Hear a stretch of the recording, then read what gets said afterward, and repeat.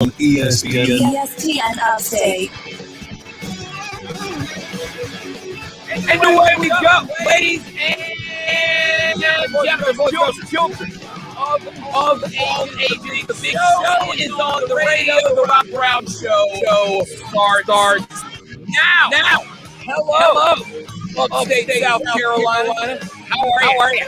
Good back with you again. I am the aforementioned Rob Brown. Back in the studio, which is left off here, fully scrims and all other required apparatus to get us on the air. And sounding this good. He is the great one. Hashtag Dad Colonel Grudge, the Alpha and the Omega of ESPN Upstate. The great one, the contest cow, Lonzo, in charge of the broadcast. What up, Zo? You know what? I am so excited for the listeners today. What a wonderful program that they're about to be a party to and enjoy. It's going to be awesome today. You're welcome. Literally everyone listening right now. For the 3 hours of Sports Talk Radio Hall of Fame caliber broadcast that Lonzo puts on every day and that I am also here for. You're welcome. In advance from the great one. Ladies and gentlemen. It is going to be. We got a lot of stuff to get to. A lot of stuff to talk about. We have got Team USA basketball to get into as we're a step closer towards seeing what the Olympic roster is going to look like. A hilarious argument in Major League Baseball that I find comical. Alex Smith, the comeback player of forever, has spoken out about his perspective on what's happening with Aaron Rodgers. We're going to give you that coming up in a few minutes from right now. The NFL salary cap set for 2022. What does it mean? And the White House has given their official position on the Olympics taking place in Japan. All of that and more coming up. Of course, Rashad Beard will join us. Special time for Rashad today. We're going to have Rashad on at 2 o'clock today. He's got his daughter has her 5th grade graduation today. And while I love doing this job, it is never more important than family. So Rashad will join us at 2 p.m. today to talk a little Panthers football. We got some thoughts from Elena Getzenberg of the Charlotte Observer yesterday. We'll run those comments by Rashad and see if he agrees or disagrees at 2:20 this afternoon. Fight Club, baby! It's Thursday, and you know what that means. It's time to talk a little combat sports with the great one. Lonzo will run through last week's AEW as Dynamite has been moved to Friday, NXT from earlier this week, including a legendary showdown between the $1 Million Man and the man with some money, according to Ted DiBiase, Cameron Grimes, and big news out of the UFC. In fact, a couple of stories breaking out of the UFC throughout the day today and yesterday. So we'll have Fight Club coming up at 2:20. But of course, the show belongs to you, ladies and gentlemen. The phone number open, ready for your calls at 844-GSP-ESPN, 844-477-3776. The Ingalls Market text line is up and running as well at 71307. 71307 is the number. Hit us on the Ingalls Market text line. Want to hear you come at us in that direction. Start your text with ESPN, and we will read them on the air. Busy day. A lot of stuff to get to. By the way, it's my Friday. I will be out tomorrow. Today more than ever. I love you tomorrow. Cole Bryson filling in for me tomorrow on the Rob Brown Show. Very grateful to Cole for stepping up to the mic and carrying the load tomorrow along with Zoe. So I'm going hard in the paint today, y'all. Hard in the paint today. And that's coming up tomorrow, Cole Bryson. All that being said, let's get to it, Zoe. Let's get this bad boy rolling. Let's do lunch. This is a very nutritious lunch. All the food groups are represented. You guys are here. The wide world of sports is going on here. The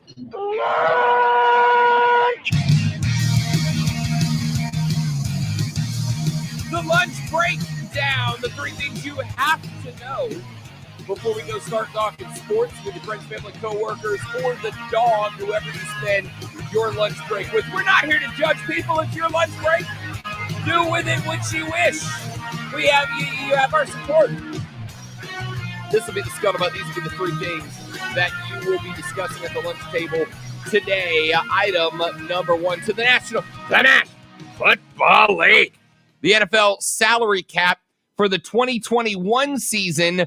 We knew it dropped. We knew it was going to drop courtesy of the pandemic. Dropped down to $182.5 million for this season as a result of revenue shortfalls, courtesy of the COVID-19 pandemic. But it is expected to go back up during the 2022 season. Now, we don't know exactly what the number will be. We are not entirely sure exactly what the number is going to be, but what we do now know is the salary cap ceiling. We know the highest number that it will be. According to multiple reports, the NFL and the Players Association have agreed to set a ceiling of $208.2 million. That does not mean that is what the salary cap will be. It means that is the highest it will be. If the cap were to go up to the ceiling, it would represent a 14% increase over the 2021 season, would also represent a new high for the salary cap in NFL history. The 2019 season was played with a cap of $198.2 million, which would mark a jump of about 8% and a significant reversal of what teams had to deal with this past year.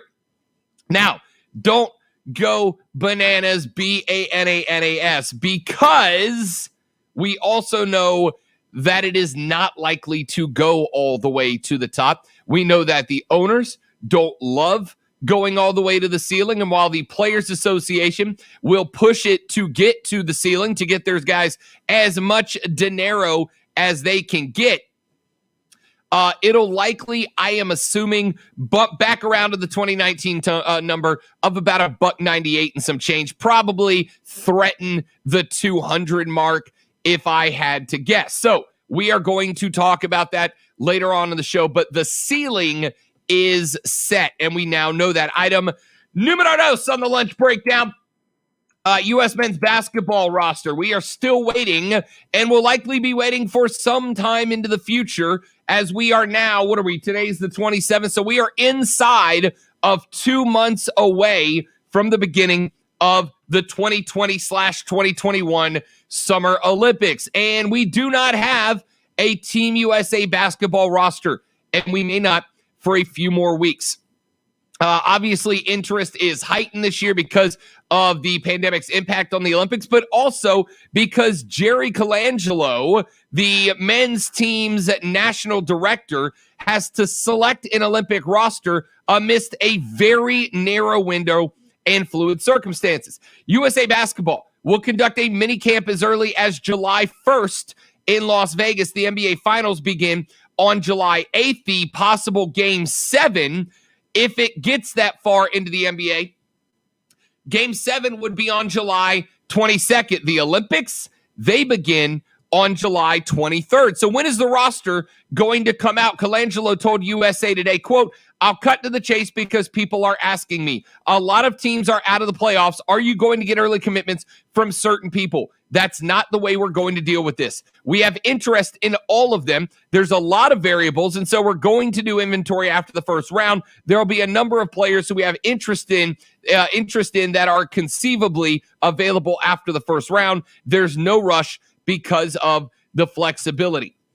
On March 11th, Team USA Basketball released the 57 finalists for the Olympic team, a mix of players that included former Olympic veterans and stars like LeBron, CP3, KD, gold medalists from the 2016 Rio Olympics, Jimmy Butler, DeMar DeRozan, Paul George, Draymond Green, Kyrie Irving, Harrison Barnes, DeAndre Jordan, Kyle Lowry, in addition to 2012 Olympic medalists like Anthony Davis, James Harden, Kevin Love, Russell Westbrook, along with James and Paul, young players with FIBA World Cup experience in Eric Gordon, Jaylen Brown, Jason Tatum, Kemba Walker, Chris Middleton, Brooke Lopez, Joe Harris, Donovan Mitchell, Miles Turner, Derek White, and other stars who have no experience yet, including Zion Williamson, Bradley Beal, Trae Young, Steph Curry, Kawhi Leonard, Damian Lillard, Mike Conley, and Devin Booker. It is an exhaustive, comprehensive list. There are multiple representatives at all positions, 16 players who have Olympic gold medals already, 24 who have played in the FIBA World Cup, and only 17 who have no Olympic or World Cup experience. It is likely that Jerry Colangelo will have to put some first-timers on the squad for Olympic coach Greg Popovich. But even with those who do play, the U.S. should still have plenty of talent. Now, there are 12 players on that list who are unavailable today because they are still in the playoffs. There are others who are dealing with injuries, that are dealing with contract situations in the upcoming free agency, who may be a little less likely to risk their health on an Olympic tournament. Players who play deep into the playoffs may not want to turn around and immediately go to Tokyo. So teams that are on the finals teams, depending on who makes it, may not be interested. So it is a very interesting situation. And here is what I'm going to say. I don't envy the position of Jerry Colangelo having to put this team together with the NBA season ending so incredibly closely to the beginning of the Olympics. I do not envy the team, the folks in Team USA's locker room that have to put this team together with so many dynamic moving parts to have to try to get together, especially considering if there is a sport, Zoe, that the red, white, and blue expects a gold medal and will be disappointed with anything less than a gold medal. If there's a sport that is more accurate of than basketball, I don't know what it is. Yeah, I don't either. And you're right, how difficult it would be. Yeah, you got all those names, but how many of those names are going to say, nah, I'm too tired. Nah, I got something going on. The season just ended. Sorry. I mean, I guess you start at the top of the list and you start checking them off. So the question is, if all the big names say no, can we win the Olympics with the least of these? Well, there's 53 dudes. There's 53 dudes on this roster, right? And even if 24 of them were to say no, you're still looking at a huge swath of NBA players, you would hope, top-tier competitors in the game. Yeah, I would say so. Even if the top 25 of these dudes were to say thanks, but no thanks, I don't feel like doing it, we should still field the most competitive team in the Olympics, right? See, I'm not so sure with all the international players that are in the NBA now, and all those guys are going to be playing on their own prospective teams. It seems like every Olympics, the rest of the world catches up a little bit further, gets a little bit closer to and becoming more competitive. If you go with the bottom of that, even though they still are NBA players, some of the best in the world, going up against some of these international teams that have caught up, it might be close, and we might lose some. I'm just a little concerned about that. We are going to circle back around to this conversation a little later in the show, but we got to get to item number 3 on the lunch breakdown. And look, we continue, speaking of the Olympics, to look forward to that July 23rd opening ceremony. Is it going to happen? Yes? Question mark? I think that's about the most confidence we can put into it right now. So, yes? Question mark? Probably? Maybe? I think so. It's about the most confidence I can muster for. Are you so we're leaning more towards yes than we are towards no, but if the wind blew the right way. Yeah, I'm like 60-40 yes. Now, that number might get bumped up just a little bit. Yesterday, a major newspaper, Japan's Asahi Shimbun, I'm assuming I'm pronouncing that correctly, though you know my track record of pronouncing things correctly. It's not great. Yesterday, they called for the Tokyo Olympics to be canceled, with the game set to open in less than 2 months. Jean-Pierre, and I don't know who Jean-Pierre is. They just Yahoo threw him in the middle of the article here.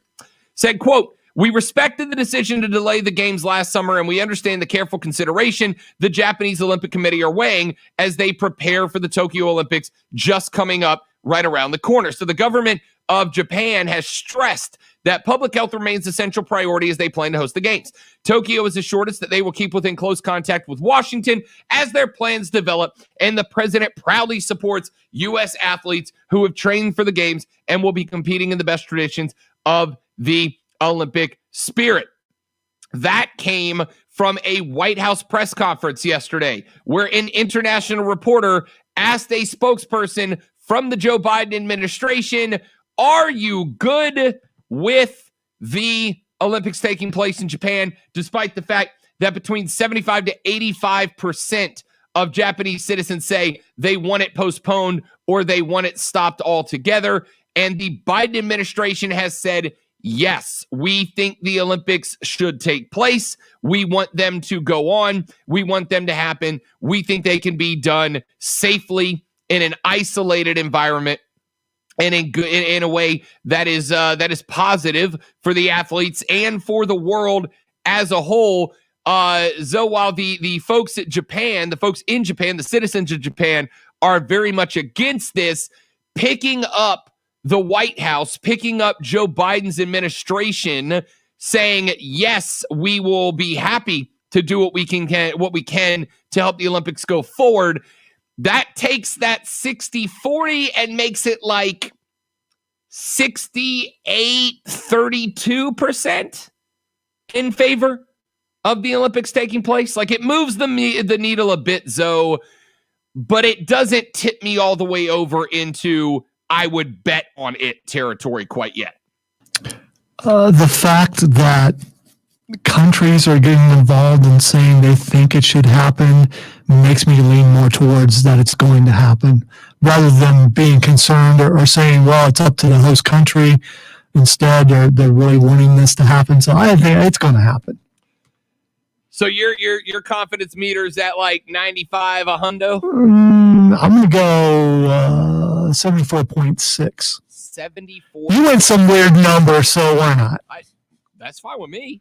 It's very, listen, people expect specificity out of us, so, and you have brought it. You have brought it. Yeah, I'm not even going to attempt that word.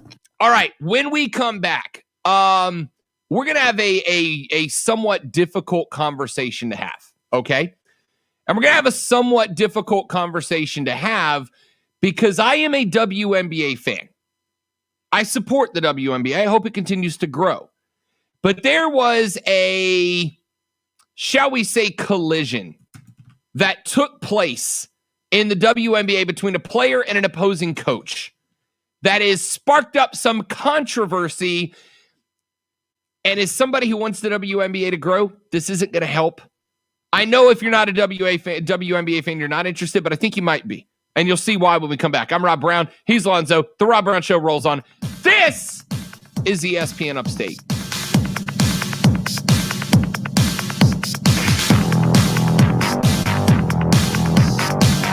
The Rob Brown Show. Listen on your computer and tablet at ESPNUpstate.com.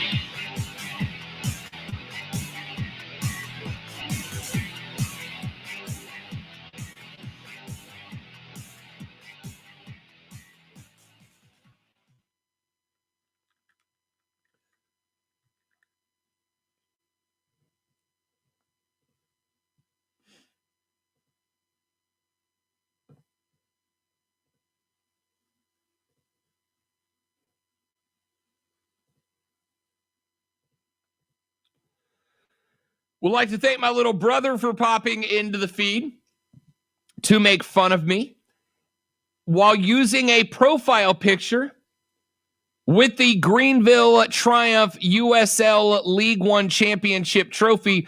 Who got you access to take that kick-ass picture, little brother? Who was it that got you hooked up to take that sweet picture? That's right. You're welcome. Ben, what's up, buddy? Welcome in. Good afternoon to you as well. Here's hoping it's another great day. Here's hoping. Carter, what's up, big dog? Good to see you, brother. Turns out, little excited about October. Little excited about October, buddy.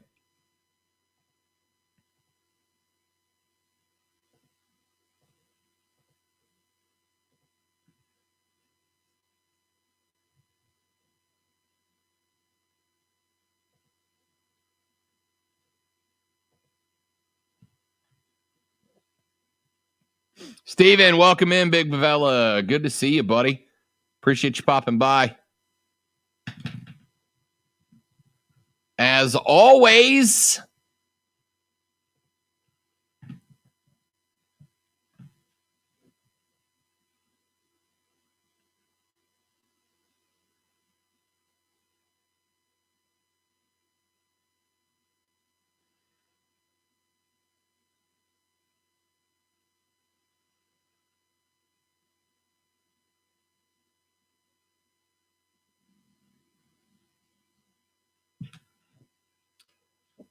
did you see the tweet of one of our lovely listeners talking about the new haircuts, though?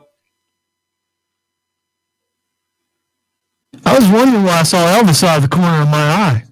Can you do that though? Can you make your hair do that? I don't know. Uh-huh. Yeah, baby. We're about to get flagged by the Elvis people. Because of my spot-on Elvis impersonation. That's not a good Elvis impersonation. I can only do it if I'm singing. It's same here. I did a mean rendition of Silver Bells last Christmas karaoke special. Not bad. Are your hips twitching now? Yeah, man. If you're not gyrating the pelvis, you're not doing the Elvis. That's what. Yeah, that's what makes the hair move. Yeah. It's all about the hips. It's all about the hips. It's all in the hips. And you know, I've heard from somebody famous that the hips don't lie. Gosh, Shakira. Oh, talk about a dream girl, Lonzo. Shakira was a dream, still is a dream girl. She still got it. She married, oh God, who did she marry? She married somebody famous. She married was it another singer, a hockey player or somebody?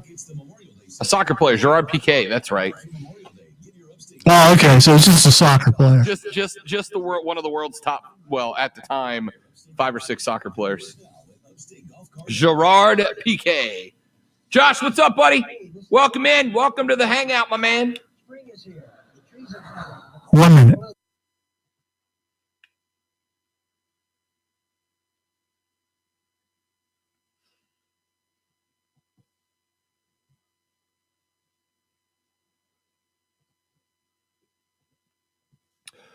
I'm all shook up. Mm-hmm.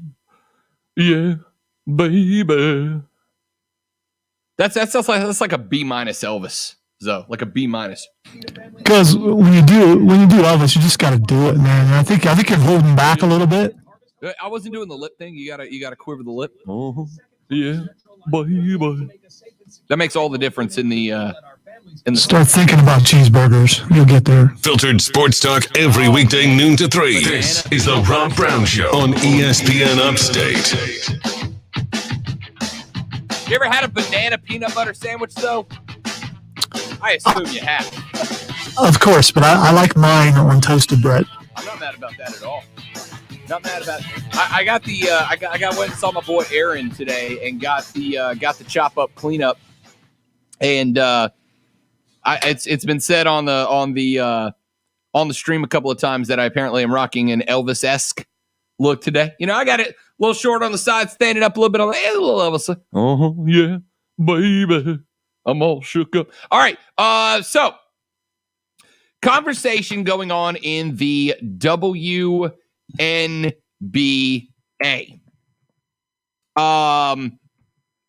The other night, there was a bit of a, I don't know, kerfuffle, I think is the word I'm going to go with. Connecticut Sun coach Curt Miller, who is a interesting guy, kind of a colorful dude. He's been fined $10,000 and suspended for 1 game by the WNBA. The Sun were playing the Las Vegas Aces in a matchup on Sunday. The Aces fell 72-65 to the Sun. During the game, there was a comment from Connecticut Sun coach Curt Miller to an official. Las Vegas Aces post player Liz Cambage. Liz Cambage is a 6'8" center for the Aces. Well, she was dominating the paint. I mean, just working the paint in that game against the Sun. During the game, Connecticut Sun coach Curt Miller yelled over the court at the WNBA official, said, come on, she weighs 300 pounds, quote unquote. Basically saying she's throwing her body around and taking advantage of the extra physicality, and you're not calling fouls on her. Now, in the NBA, and this is where the conversation gets interesting, all right? He was fined $10,000 and suspended for a game for making comments disrespectful about the weight of a WNBA player. Cambridge said in an internet post on Instagram, quote, "I will never let a man disrespect me," end quote. She went on to make some other comments about him, and I'm pulling up those comments because I had them pulled up and I closed them out on accident. But she went on to make some other comments that said she was really not all that pleased, really not all that thrilled about what he said. She said, quote, "Something went down in today's game and I need to speak on it because if there's one thing about me, it's that I will never let a man disrespect me. So, to the coach of Connecticut, I'm sorry, little sir, man. I do not know your name. But the next time you try to call out a referee for trying to get a call being like, come on, she's 300 pounds, I'm going to need you to get it right, baby. I'm weighing 235, and I'm very proud of being a big bleep. Big body, big bends, baby. So don't ever try to disrespect me or another woman in the league," end quote. She went on to say, quote, for a coach for another team to be yelling like that, that's protected abuse because we can't do nothing back. It's crazy to me. Now, here's why this is interesting. The coach was obviously exaggerating a comment in order to get a call against a player who was clearly bigger than the rest of the players and dominating them in the paint. I went back and pulled the replay of the game, and I will acknowledge that there appeared to be a few offensive fouls that I would have called against Liz Cambage that were not called in that game. So the coach, in a sense of frustration, exaggerates the weight of this player in order to try to gain calls from the officials. The WNBA has considered that verbal abuse of another player. Here is one thing. As a WNBA fan, as a fan of women in sports, you guys have heard, I have as many women in sports on the show as I can. Savannah Lee comes on the show all the time. Elena came on this show yesterday as well. We have interviewed women in sports on the show many times. I'm a fan of women in sports, and I hope the growth we've seen continues. Here's what I'm going to say about this. If you are going to go off on that and call it verbal abuse, if you are going to suspend a head coach for that, make him miss a game and put that team at a competitive disadvantage, Lonzo, I'm going to make the argument that whether it is right or wrong, that's going to turn off basketball fans. It's going to turn off basketball fans.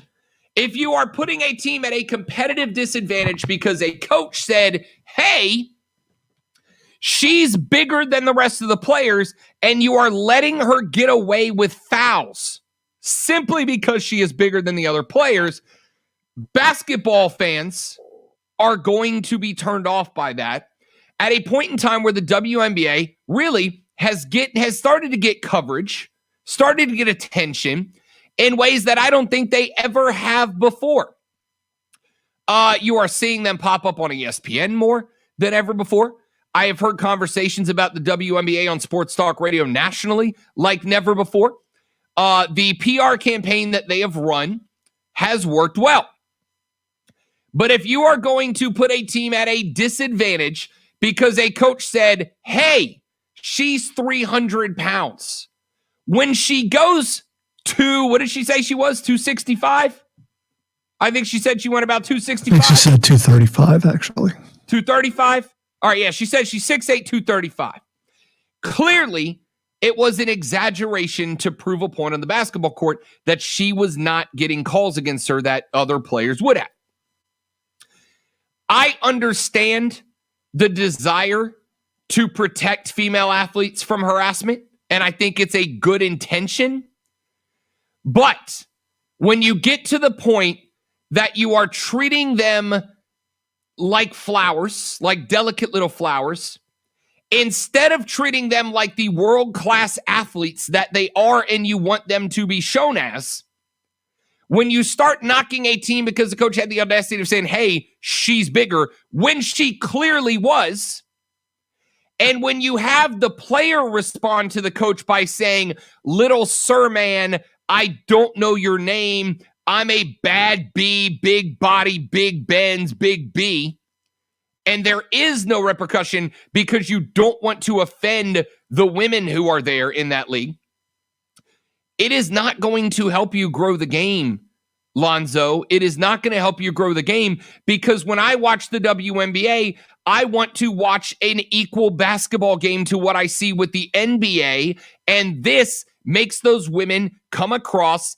as soft and sensitive, and it's not a good look, unfortunately, and that's from somebody who wants that league to succeed. I am curious if it had been a female coach who said that, would this be news? Would she have the same reaction? If an opposing female coach had said that, would she be as angry?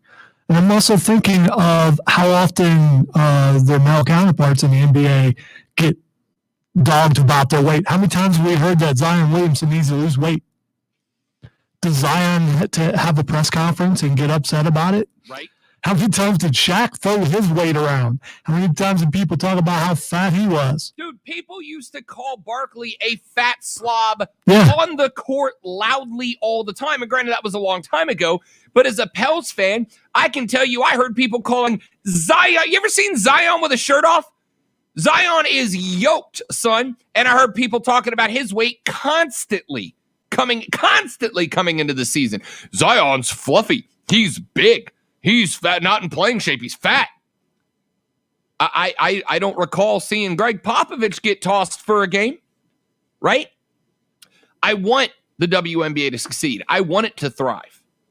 But if you are going to treat these women like they can't handle a hyperbolic in-game comment about, by the way, and I'm sorry to say this, but dude, how hard are you reinforcing stereotypes that have held women back for years?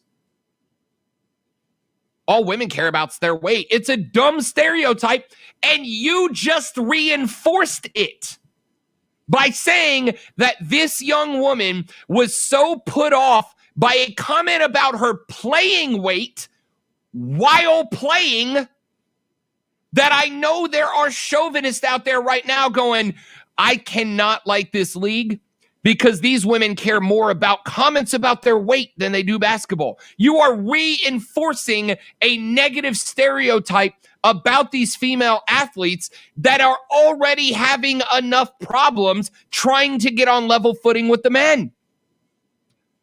You are damaging yourself To protect what? The self-esteem of one player in the WNBA? Are you kidding me? 844-477-3776, 844-GSP-ESPN. And let me make this abundantly clear. I am not here to take comments that are sexist or rude or disrespectful towards the WNBA. I am here to take and to give criticism when it is due. And I think when you create this environment where you have got WNBA teams being bought by celebrity owners, you've got the Spike Lees starting to show up to New York Liberty games to rep the WNBA. You are on the precipice of a turning point as women's sports continue to grow. Team USA women's soccer is the U.S. national team right now. So if I told you right now, as a entry-level soccer fan in the Olympics, and let's say for the sake of the discussion, the men were in it, but if the men and the women were playing in the Olympics this year in soccer, which one of those teams would you watch if I told you could only watch one? First of all, this is unrealistic. It's just I don't recall ever the women and men both being in the Olympics together. But failing memory.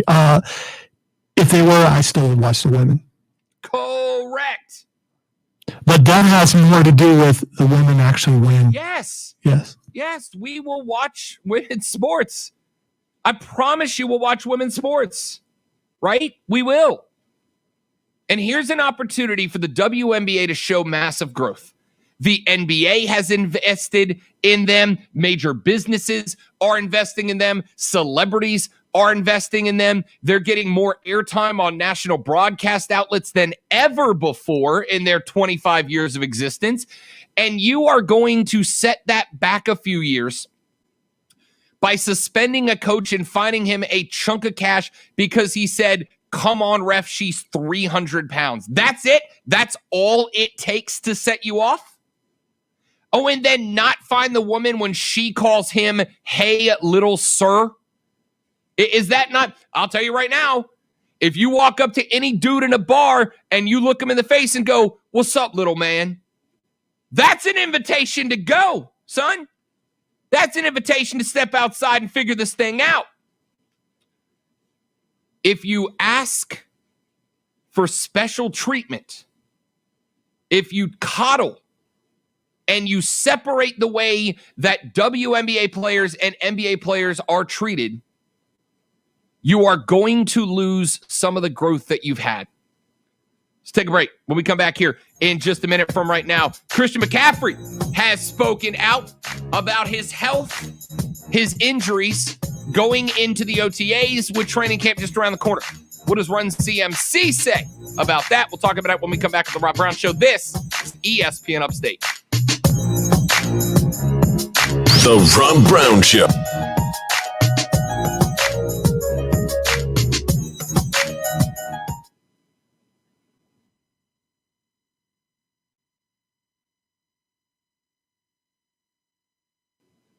Hey, Zoe. Oh, I'll get you when you come back.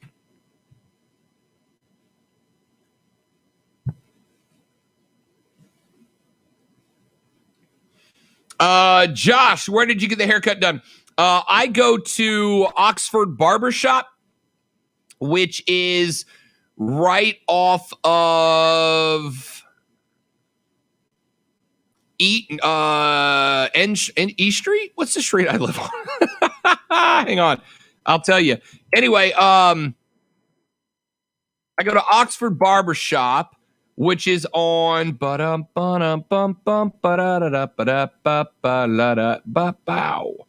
on, I'm pulling up the address here, big dog.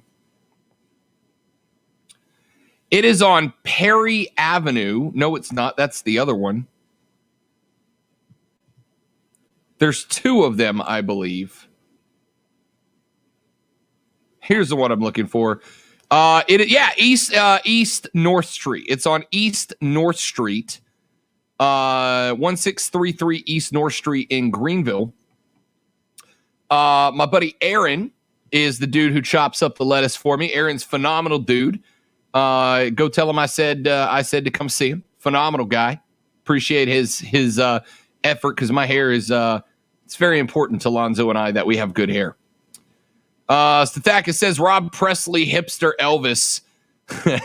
There will be birds fly south and Oscar blues.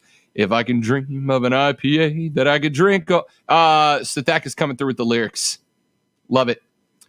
Zoe, I spoke to your boy yesterday about getting Tanner Saraceno on today. And he told me that we were good and we set a time, but that he would call me back to confirm it. He did not. I called him this morning twice. It went straight to voicemail both times. So I don't know. You may want to keep an eye on the phones around 2:15 in case Tanner calls in. Okay. But I did not get confirmation that he would. He told me he would call me back to tell me yes or no, and I did not hear from him, and his phone went straight to voicemail twice this morning. So heads up.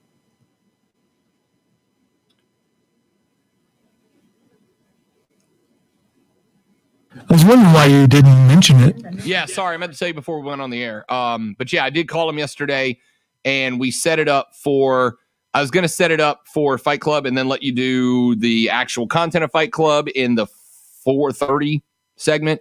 But I did not hear from back. It doesn't mean he's not going to call in, but I did not hear back from him. So heads up.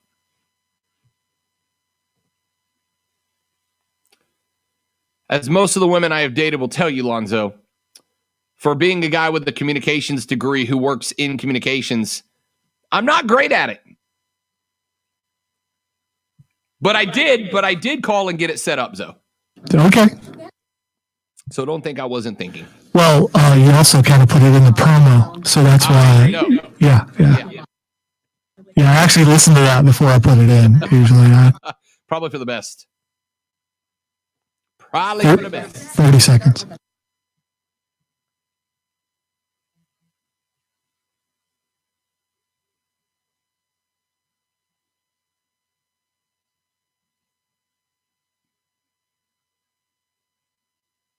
If your follow-up is with who I think your follow-up is with, we should plan on him probably calling in. If my follow-up was with who your follow-up... If you were having these discussions with the person that you were setting it up with. The ins and outs, real, filtered sports talk. It's the Rob Brown Show on ESPN Upstate. The Rob Brown Show rolls on. This is ESPN Upstate. Run CMC, Christian McCaffrey. OTA's underway up there in Charlotte. He was interviewed earlier in the week. They asked Run CMC, who dealt with a variety of injuries last year, a high ankle sprain, an AC joint injury, a quad injury, ended up playing in only 3 games last season and has not played in a game since November 8th of last year, how he was feeling. And he said he feels, quote, really, really good. I'm back to 100%.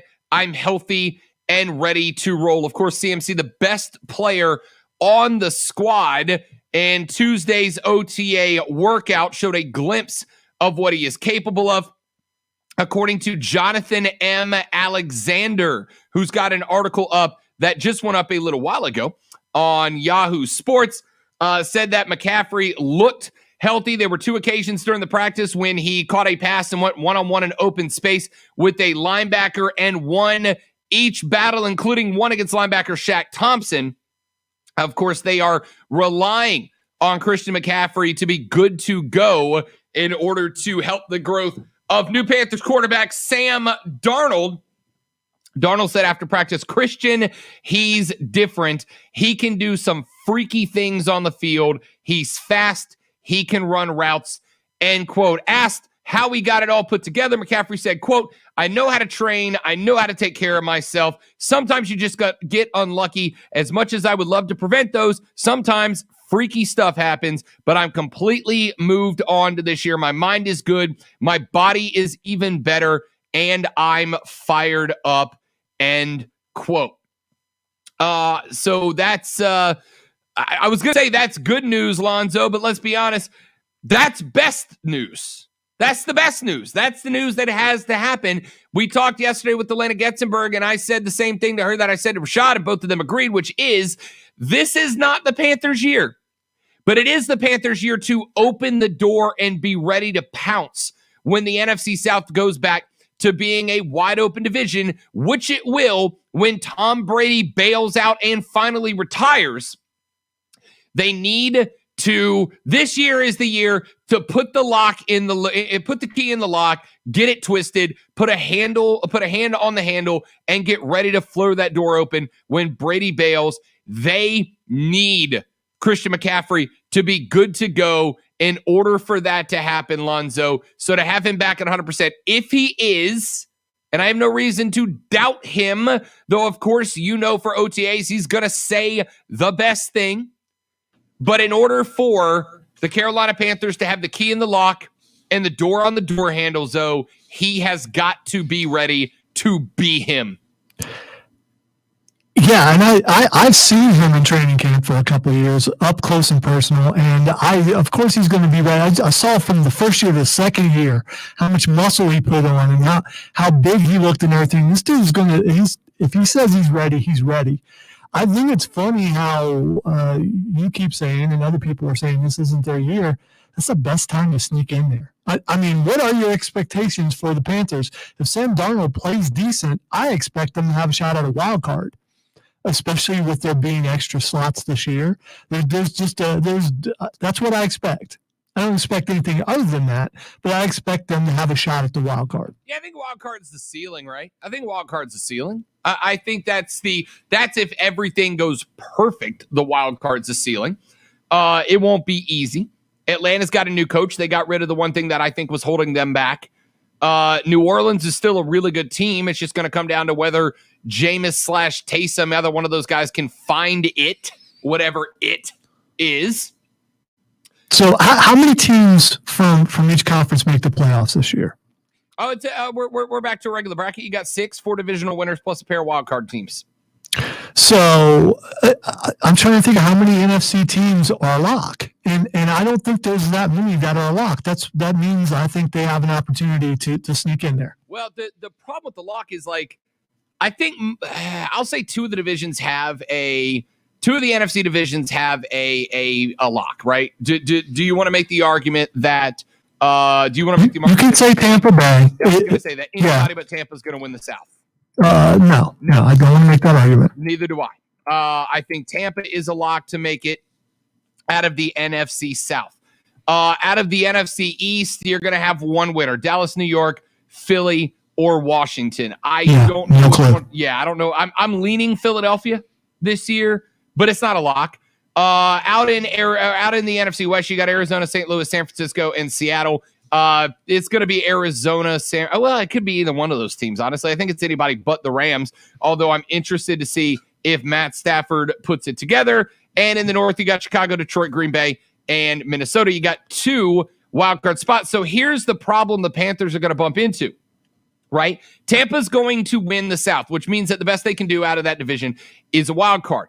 Problem is, you're going to have potential for, I don't know, Zoe, I could see 3 11-win teams out of the NFC South, out of the NFC West, to the point that I think you could theoretically have both wild card teams come out of the West. Both wild card teams might come out of the NFC. Definitely West. A possibility, but these guys are going to beat each other up, and that could change things depending on how they play against other teams. You're right, though. It is probably the best conference in the NFC.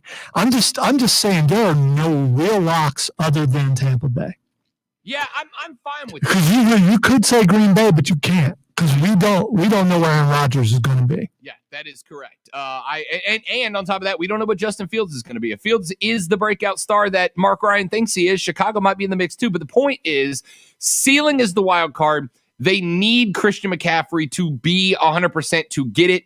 Fortunately, he says he is, and the folks who got to watch OTAs yesterday say he looked like he is as well. Speaking of, I got a breakdown of a rookie for Carolina, one that I gave the Rob Brown seal of approval to, who looks good in his first couple of days as a Panther. Grade out report for the rookies when we come back on the Rob Brown Show on ESPN Upstate.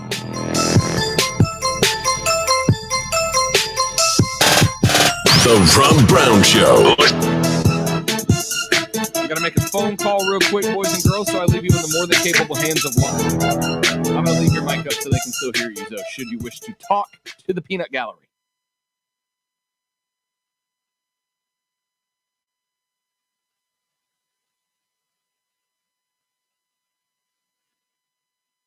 You know, you guys might think that I'm not an expert in haircuts just because I only get, 2 per year. But I got to say, and it's not being mean, but I couldn't tell that Rob got a haircut. And maybe that's mostly because he's always wearing a hat. And because I only see him on these screens, I don't see him, in person.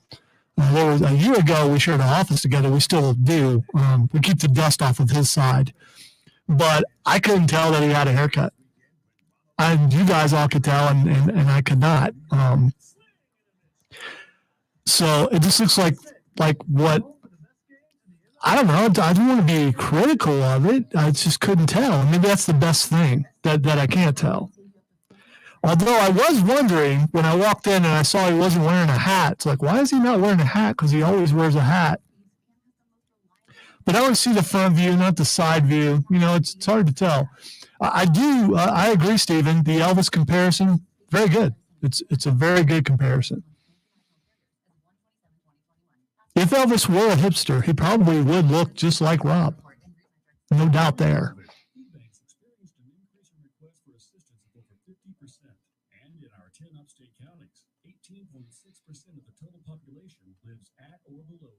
My hair is fairly flat on the top, so I can never do the things that Rob is doing with his hair. Although it might be some product involved, I'm guessing.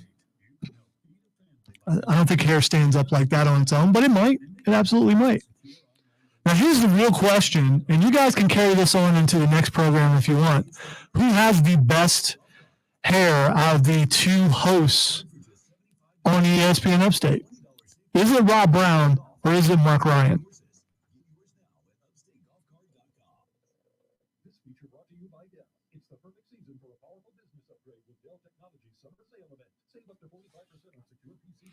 Yes, Rob loves his haircut. But I am curious, who has the better haircut? Is it Rob or is it Mark Ryan? Come on, Zoe. We're not going to throw a poll up, although we could. I'm just, curious about what the listeners think, who has the better hair. I'm leaning one direction. And it's not towards that show for men. So I as I pointed out, I couldn't tell you had a haircut, but my problem is you're always wearing a hat. I didn't see the side view. As we know, I came in a rush. I see it now, but I didn't see it before. Yeah, I absolutely see it now. Good. Does Rob? Yeah, dude. This is throwback to the Rob Brown 30 seconds. of yesteryear. This is a millennial cut, Zoe. I decided to, since it's turning gray, I figured I'd give it 1 or 2 more shots with the young look. Rob also looks like he should be in one direction right now. I may or may not have said it that way on purpose. Yeah, fair enough. Junkies, come on, look at them. You eat sports like food every day. Get hooked on the Rob Brown Show, noon to 3 every weekday on ESPN Upstate. I just gotta tell y'all, your boy nailed a call. All right, nailed a call. When we were doing our mock draft, going into the NFL draft, when we were doing the mock draft, I told y'all at number 8, Carolina was taking a cornerback. I didn't know if it was going to be Patrick Surtain. I didn't know if it was going to be J.C. Horn. I thought they might go Surtain, though I did say multiple times that I liked the premise of Horn. I think most people had them graded out as pretty much right even across the board. And I like the concept of Horn because you bring another Gamecock into the program. You help grow the area. Hopefully some of the Gamecock fans will pay attention to Clemson. We'll pay attention to the Panthers, much like the Clemson fans are paying attention to Jacksonville because of the TNT show. I got yesterday to watch some video out of day number 2 of the Panthers on the field OTA practices. And y'all, J.C. Horn looks like a stud, at least in terms of the mechanics of the game. All right? Mechanics of the game, he looked nearly flawless. Nearly flawless. Pad level stayed low throughout every play I watched. Hips stayed open and swiveled. Every one I got. Never came up out of the break. When a receiver made the break, it was a quick plant, open up the hips, and get to the spot. Pursuit angles were flawless. Am I patting myself on the back for this? Yes. Because Carolina found somebody that looks and look, it's 2 days into practice. I'm not trying to oversell it yet. We're 2 days into practice, but y'all, J.C. Horn looked like the player we thought he was going to be. He really did. He was cutting off passes. The pursuit angles were good. The mechanics looked absolutely flawless back there at the cornerback spot.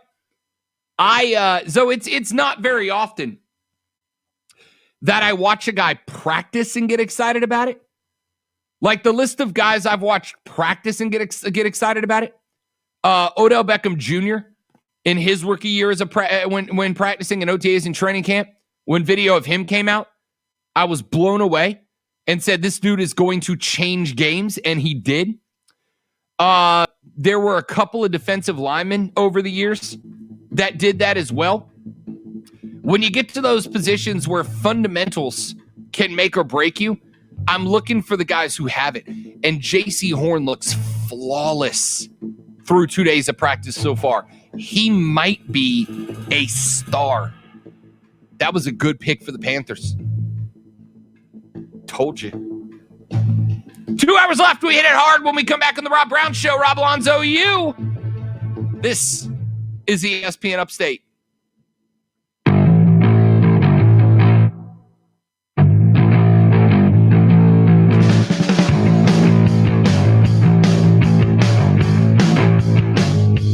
ESPN. Josh has referred to me as a hipster that listens to 80s power ballads. Why does everybody think I'm okay, let me rephrase that. I hope you're watching, but when I got here, because I wore glasses like this when I auditioned, Mark Hendricks decided that the ad campaign for the Rob Brown Show was, hey, look, a hipster who talks sports. By the way, when I heard it, I laughed my butt off. I thought it was great. He has an eye for these things, and so you gotta heap a ton of praise on the powers that be and their ability to nail it. Am I a hipster though, Zoe? I don't think I am. Just because I listen to weird music, wear skinny jeans, drink craft beer, and have fun haircuts, okay, never mind. I'm a hipster. Never mind.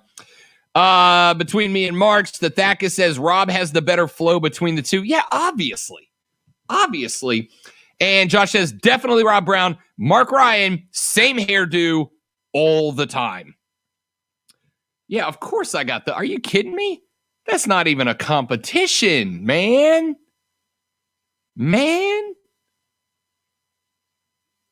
You might as well ask who looks better in glasses. He didn't even wear them. Obviously, the answer's me. That's an unfair thing, though. I mean, and so is asking who has the better hair between us. Look, just look. They are 6 feet from my window, and they are there all friggin' day. I love that the Murder Goose promo is me yelling so loud that I can hear it over everything else. Oh, no, it's not on. I just hear it coming through your microphone. Oh, no, I know. I knew why you heard it. I don't even have the volume up very loud in here either. I know. That's just, I got nothing. And here's the worst part. Here's where it gets bad. So the baby geese are here now. All the geese parents have had the baby geeses. So all the baby geeses are running around outside. And it's like you can't throw stuff at the parent geeses and make them go away because the fear for me is, listen, the parent geeses are already teaching the baby geeses how to hate. I don't want to make it worse. Warning. And check this out. For an official Rob Brown lockdown. Represents being real. Yeah. Real, unfiltered sports talk manufactured locally for the Carolinas. Lockdown. This is the Rob Brown Show. Yeah. Only on ESPN. ESPN Upstate. The Rob Brown Show is back on your radio. This is ESPN Upstate. Hello! Upstate, South Carolina, out for a dose. Years ago now, Rob Brown sitting on the couch here at the Casa de Love, back in the palatial ESPN Upstate studios. He is the great one, Lonzo, in charge of the broadcast. Having a good day so far. Hope you are as well. Join us, 844-GSP, ESPN, 844-477-3776. Text us at 71307, 71307 on the Ingles Market text line. Start your text with ESPN. We can read them on the air. Yesterday, y'all, golf got kind of fun, Lonzo. Golf got kind of fun yesterday. So it started when it was officially announced that the match part 3, 4, 3.5, the match whatever, is on. It's going to take place early July in Big Sky, Montana. Thomas Brady and Phil Mickelson taking on Aaron Rodgers and Bryson DeChambeau. Brady sent out a tweet that said, 2 champions versus a scientist and a Jeopardy host. And the smack talk began. Shortly after that, now we told you and we played for you, by we I mean Lonzo, played for you the clip earlier in the week of Brooks Koepka. I played that, by the way, just so we're all abundantly clear. That was on me. Brooks Koepka giving an interview after Sunday's round at the PGA Championship. Phil Mickelson beat him. They're talking to him. Well, in the background walks by Bryson DeChambeau, still wearing his spikes, walking along the concrete. You like the sound effects? I even put it in stereo for you, Lonzo. That was unprecedented. Anyway, Brooks, not a fan of Bryson DeChambeau. And they've made it known. These two have bantered in the past. At one point, people in the world of golf thought there's a solid chance we're going to find the two of them scrapping it, duking it out in the parking lot after a tournament because they weren't a fan. Well, after it was announced that Aaron Rodgers' partner for the match would be Bryson DeChambeau, Brooks Koepka fired off a tweet that said, quote, "Sorry, bro," at Aaron Rodgers 12. That was it. That was the whole tweet, Lonzo. Sorry, bro, about his partnering with Bryson DeChambeau. Tom Brady then fired off another one, a meme that came from that moment when Bryson walked by Brooks, and Brooks kind of closed his eyes and rolled his head a little bit. And when he walked by, you could tell the aggravation was just eating him up. And he said, "Sorry, I got distracted by that bull bleep," etc., etc. He put over Brooks's face, Aaron, realizing he has to spend the whole day with Bryson, and over Bryson's head, Bryson, happy to be here, end quote. After Brooks sent out the tweet that said, sorry, bro, at Aaron Rodgers, Phil Mickelson said, and I quote, Lonzo, because Phil, who, by the way, does run his own Twitter account, said, quote, "I feel like I'm in the middle of something and should step aside, parentheses, except they want the current PGA champ," end quote. He fired one off. Then Bryson DeChambeau stepped in and said, at B. Koepka, "It's nice to be living rent-free in your head," end quote. Then Bryson went on the gram And Bryson sent out another meme. This one, a picture of Brooks Koepka, and over his head, in his head, he photoshopped his head inside of Brooks Koepka's head. Brooks Koepka then sent out a video from a Pro-Am tournament in the past where Bryson DeChambeau was on the course. And this one, Lonzo, I'll have you know, I did edit the audio so that we are good. Here's what happened when Bryson DeChambeau, why is that happening? That was interesting as well. The struggle's real today, Lonzo, is all I'm saying. Here's what happened when Bryson DeChambeau was teeing off at a tournament a few weeks back. I think you should be able to clear that, right?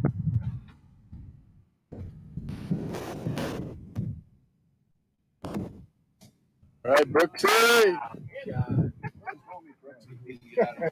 All right, if you didn't hear it, after Bryson DeChambeau hit a tee shot, somebody said, all right, Brooksy. And Bryson, before his ball had finished ascending, it was still rising. He turned around, glared down the gallery, and said, whoever is calling me Brooksy needs to get out of here, end quote. Brooks sent that to Bryson as a, hey, who is in whose head? Who is in whose head? Vijay Singh tweeted out, popcorn emoji, let's see these two in a pairing at U.S. Open. Lonzo, the soothsayer on that one, called that shot yesterday. Brooksy and Brycey paired up at the Open. Harold Varner III chimed in and said, yo, Triller, we should talk. I have a good business opportunity. Boxing glove emoji, end quote. So I've been a golf fan for many, many years. I've enjoyed many, many rivalries. The rivalries in golf for the most part are what? Two guys go out there and they play golf against each other, and then that's it. Golf's a gentleman's sport with class and dignity at the golf course. These two dudes are slinging Twitter bombs at each other to the point that other golfers are now like, hey, what do y'all say? What do you say we lace up the 12-ouncers and see what happens? Look, what do you say we throw on the combat gloves, forget golf, let's put this thing on pay-per-view and see how it goes. Now, what's interesting about this, Lonzo, is remember, the PGA Tour this year put aside in an account $40 million. And what they decided to do with this $40 million is at the end of the PGA season, they are going to decide what golfers drove the most fan interest over the course of the season. They are going to check out Twitter metrics and social media posts and attendance at autograph signings and TV ratings based on who's win. And they're going to hand out money to the golfers that drive the most interest towards the PGA Tour. It is likely, Lonzo, although these two dudes were scrapping it up before this $40 million jackpot was put off to the side, these two bros were getting at it.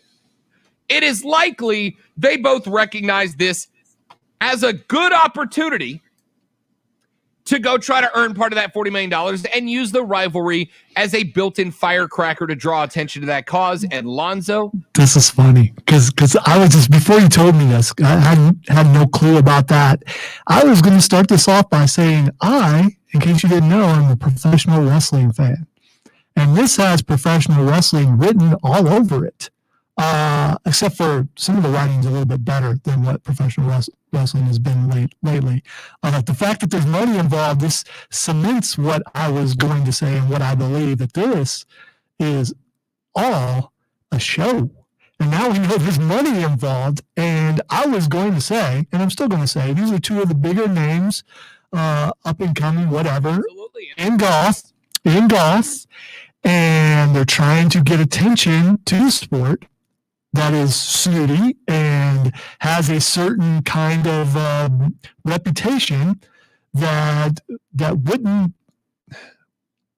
appeal to a younger audience for the most part.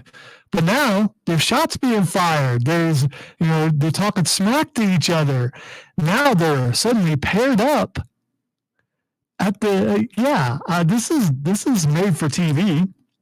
It's not bad though. It's definitely not bad, especially compared to, as we talked about the other day, Phil Mickelson's lack of ability at smack talking. These guys at least get that, or they have good writers. And I'm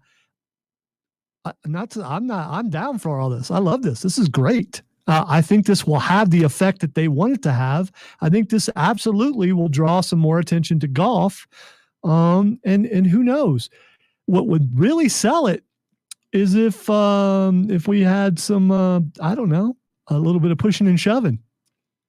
I think we need some NASCAR style, little pushing and shoving. So we had a conversation the other day on our ESPN Off Topic show that we did. The stream for that is on Facebook, where we talked about aliens and UFOs and all that. We decided to have the full conversation off air so that we didn't get the hashtag Sticks to Sports crowd mad at us. And Diesel had a very good crack at me, and I think Keegan was in on it too, where they were like, Rob is clearly, because of I've laid out my standpoint, which is I don't take any position of belief on faith. I can't. And I like to know what is actually happening. What is the truth of what's happening? And Keegan brought up this point of, Rob has clearly never seen a magician before, something like that. And I made the point that I actually really like a good magician, or as they should be called, illusionist. I like a good illusionist. And the reason why is, Lonzo, because I know that I'm being fooled, right? I know I'm being tricked. And part of the fun in me is being impressed by the trick and then trying to figure out how they did it. How did he make that chair that was over here suddenly vanish and reappear over there? How did he do it? I'm fascinated by that. And I will pay money to watch it happen. One of the things that we like to do, Zoe, is even when we know that we are being, sold a false bill of goods, if we are entertained by it, even knowing it is fake, well, we're still entertained by it. It is literally, Zoe, you just nailed it. It is literally professional wrestling. I know when I go to a wrestling show that Kofi Kingston and Drew McIntyre are probably buds behind the scenes, but I'm here to watch Kofi tell Drew McIntyre, why don't you step your ass aside, it's somebody else's turn. And I'm like, oh, let's go, because I want to be fooled into entertainment, to being entertained, right?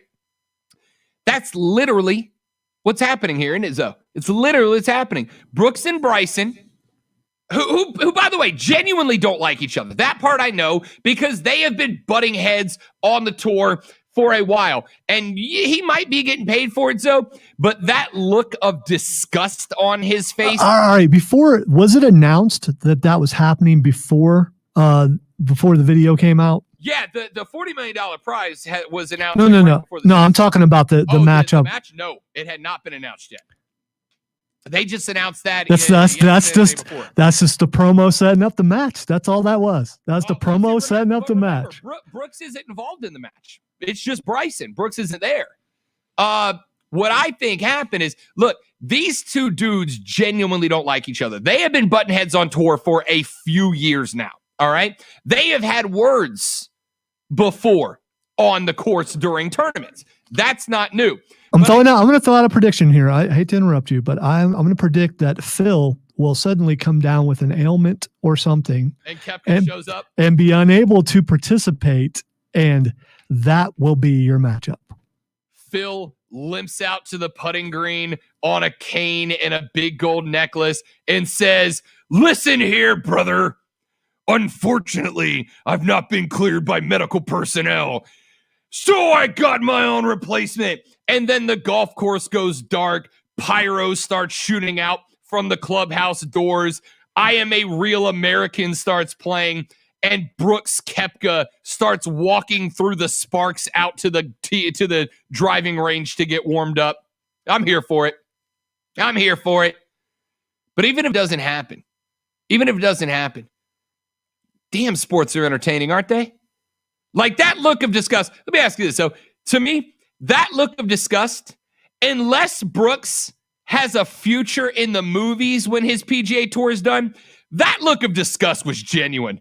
That was not like, let me get part of that 40 mil.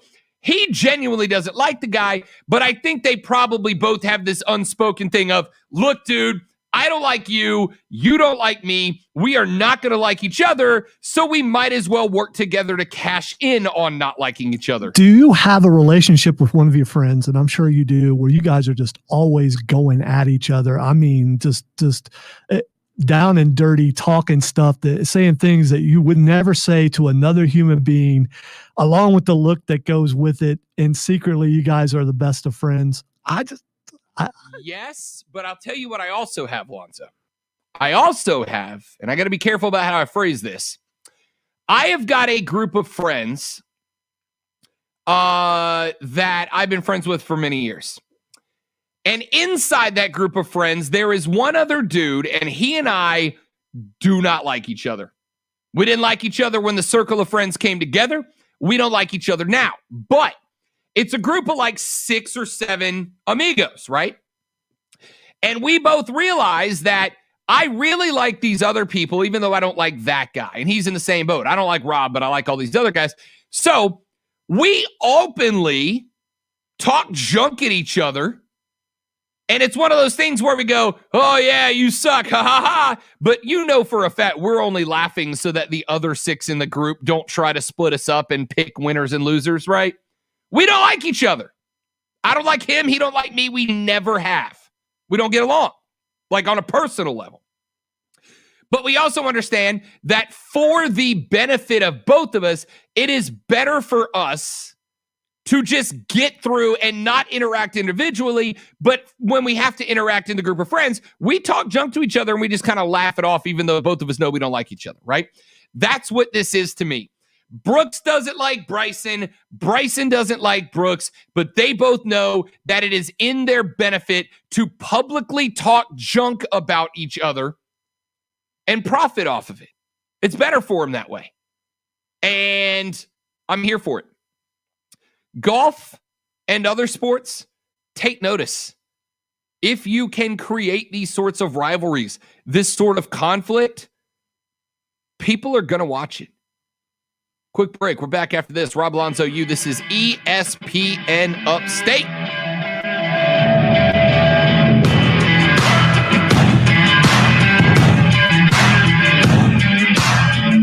The Rob Brown Show. Listen on your computer and tablet at ESPNUpstate.com.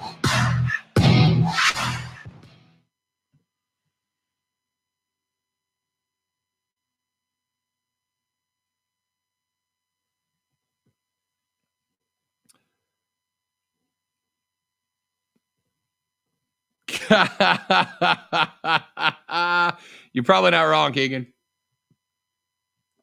You're probably not wrong. Good take. All right, so Keegan, we have now talked about Brooks and Bryson. And as a non-golfer, if these two dudes keep going at it like this, are you more likely to put golf into the rotation if those two guys are playing together? Or if they're not?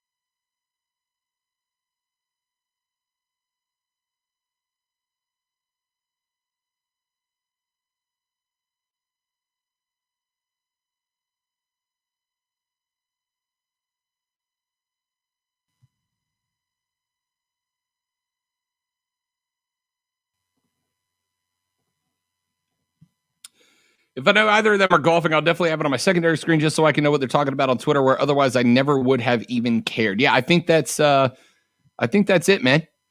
It's like boxing, it's like wrestling. And, I've told Zoe in the past, like, I appreciate a fighter who just goes out, says little, kicks behind, gets his check, does it for the art of the win, and goes home.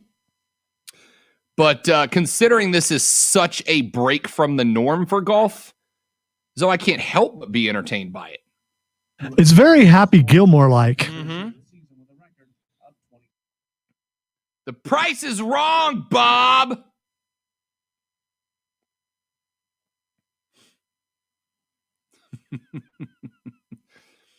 So many Happy Gilmore quotes that I want to say but won't on the stream.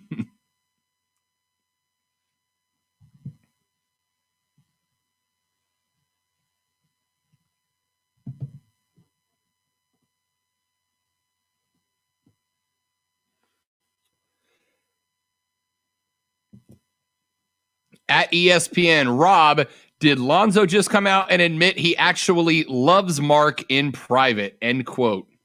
It's not. I should not like Mark at all, but I love Mark. I recognize his talent. I have no ill will towards him. And I've said this on the air. Now, Mark, on the other hand, when we were on the air last time, says he loved everybody and liked me. So, that's fine. I'm not saying I'm the bigger man, but it's cool.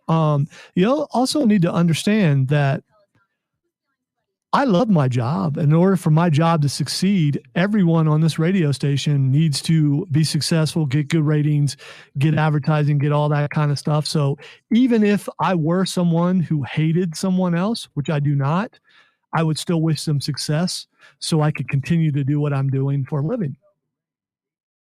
It's a very mature attitude, and don't worry, I'll get past it in a second.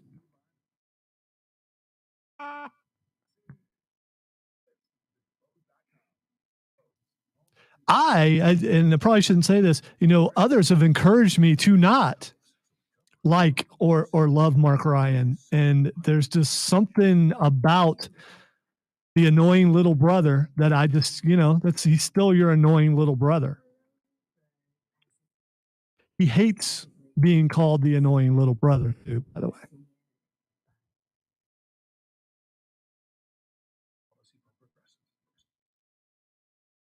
You know that annoying little brother that you just want to give a noogie till there might be, like some abrasion left, a little bit of scarring possibly. Just a little bit.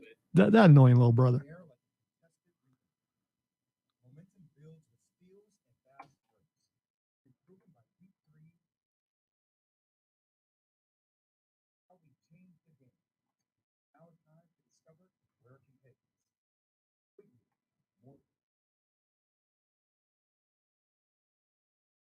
Join the Rob Brown Lockdown on Twitter.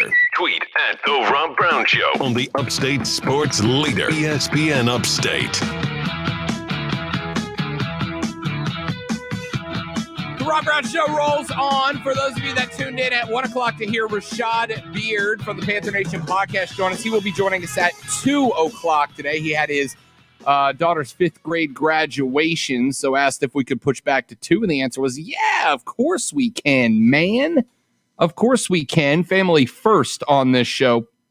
So Rashad Beard will join us coming up at 2 o'clock at ESPN. Bring on the PGA drama. It's about time we had some real good reality TV. Here's the thing about the reality TV angle of that, Zoe. Even if they are hamming it up for the sake of getting a chunk of that $40 million set aside by the PGA, even if they're hamming it up, it is in a way like wrestling when you know the fight's scripted and the winner is determined before they walk out there.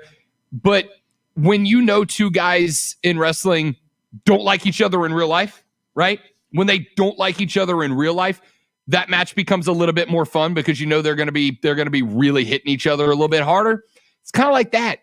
I know these two guys don't like each other in real life. Who's the heel, though?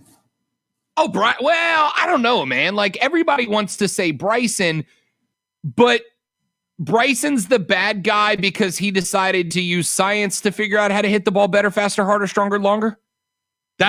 If Bryson's the bad guy in this match, though, I just realized why so many people don't like me.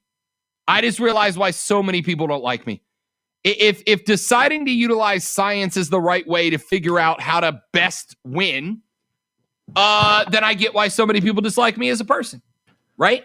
So really it comes down to people's deep-seated need to hate the nerd. I guess. For some reason, Savannah doesn't like Bryson. Most of the people I've interacted with on Twitter don't like Bryson. Most people seem to be. And of course, though, as is natural for yours truly, if it's possible to pull for the bad guy, I do. But I got no issue with Bryson DeChambeau. In fact, I like him more. Because it's the same reason I picked Kyle Busch as my driver. Because when I got into NASCAR, everybody hated Kyle Busch. So I became a Kyle Busch fan. The more people hate Bryson DeChambeau, the bigger a fan I become. So I guess he's the bad guy. Now, he's got a real chance, I think, when the match happens on July 7th, I think. When the match happens and he's focused on TV, he's got a real chance to win some people over or to make them hate him even more. But look, I don't care if they are scripting some of these interactions out for the sake of part of that $40 million. I know in the core they don't like each other IRL, as the kids say. And if they don't like each other IRL, give me the pairing. U.S. Open, put them in the same group and make it awkward. Make Phil Mickelson the third member of that group. You know Phil had some say. And who else got there? You know Phil got to pick who was going to play in the match with him, and he picked Bryson so that he could be the definite good guy against the heel that nobody likes. Give me Brooks, Bryson, and Phil as a threesome at the U.S. Open.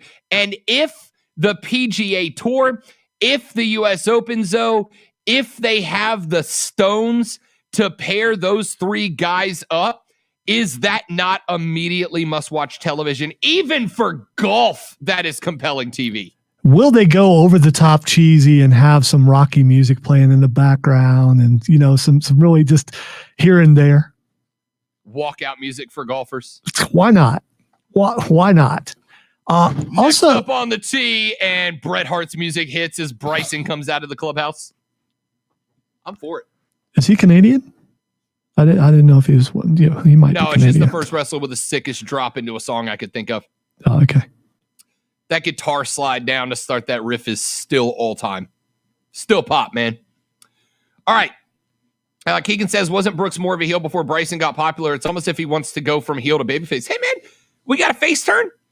We got a natural heel in Bryson, who's a heel without even trying to be. We got the tweener and Phil Mickelson, who half the people like and half of them hate.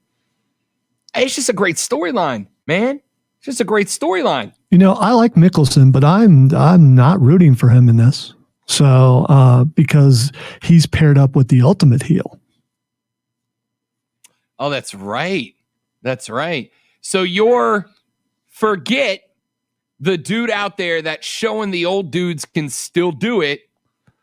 You are so anti-Brady that you are rooting for Bryson DeChambeau and Aaron Rodgers to win. I've always been kind of an Aaron Rodgers fan. And as far as DeChambeau goes, as you pointed out, if I become a fan of a sport, I'm not going to jump on the bandwagon and like who everybody else likes. I'm going to go and cheer for the one they don't like. You realize over half the people dislike Tom Brady, right?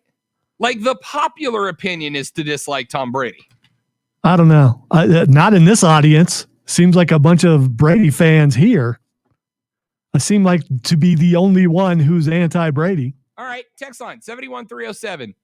ESPN, Brady yes or Brady no. That's it. That's all I want. Are you a Tom Brady? Not a fan.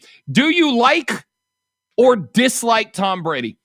Text ESPN, followed by Brady yes or Brady no to 71307. I want your thoughts. When we come back in just a moment, let's talk Team USA basketball. We are a step closer towards picking our team. Do you want to see a new-looking roster, a young roster, or would you rather bring back the vets? I will give you my reason for bringing in the new guys. That's next on the Rob Brown Show on ESPN Upstate. The Rob Brown Show. Listen on your Amazon or Google smart speaker. Just say play ES.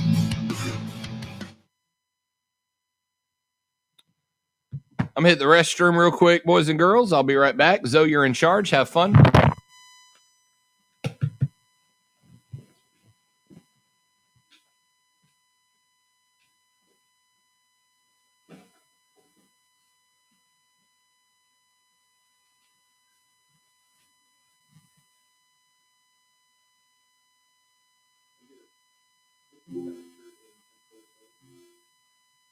Right now, the Pensacola, Florida, is 85 degrees Fahrenheit.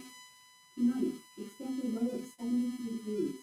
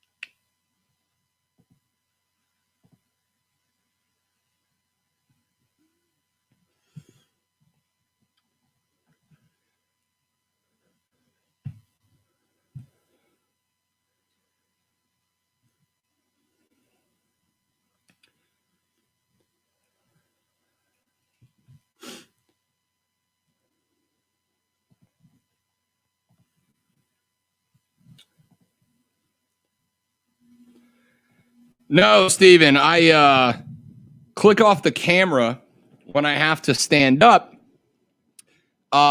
because let's just say that the angle at which my webcam is facing when I stand up, you would get a face full that you don't want. And so I just put it on Lonzo. And when Lonzo leaves, actually, can I take us? We got 15 seconds. And can I take his off? I just stepped off screen to eat because I don't want to eat in front of the camera. Unless you guys want to see that. I mean, I'm all for that. Real, unfiltered sports talk on the Rob Brown Show, ESPN Upstate.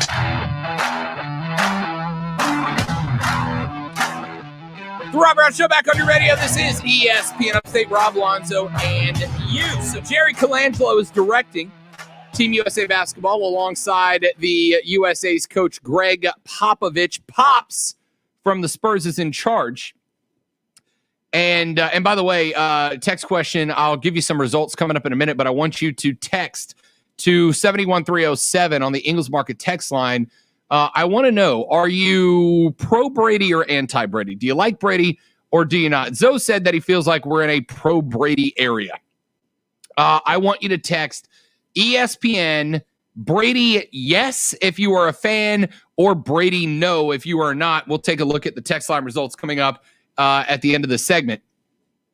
Team USA basketball, Jerry Colangelo said that they are not in a hurry to put together the roster. And a good chunk of the reason why is there are about 12 dudes that are on the 53-man pool of players who are still active in the playoffs. He wants to give them time to get through the next round or two of the playoffs before they start making a push.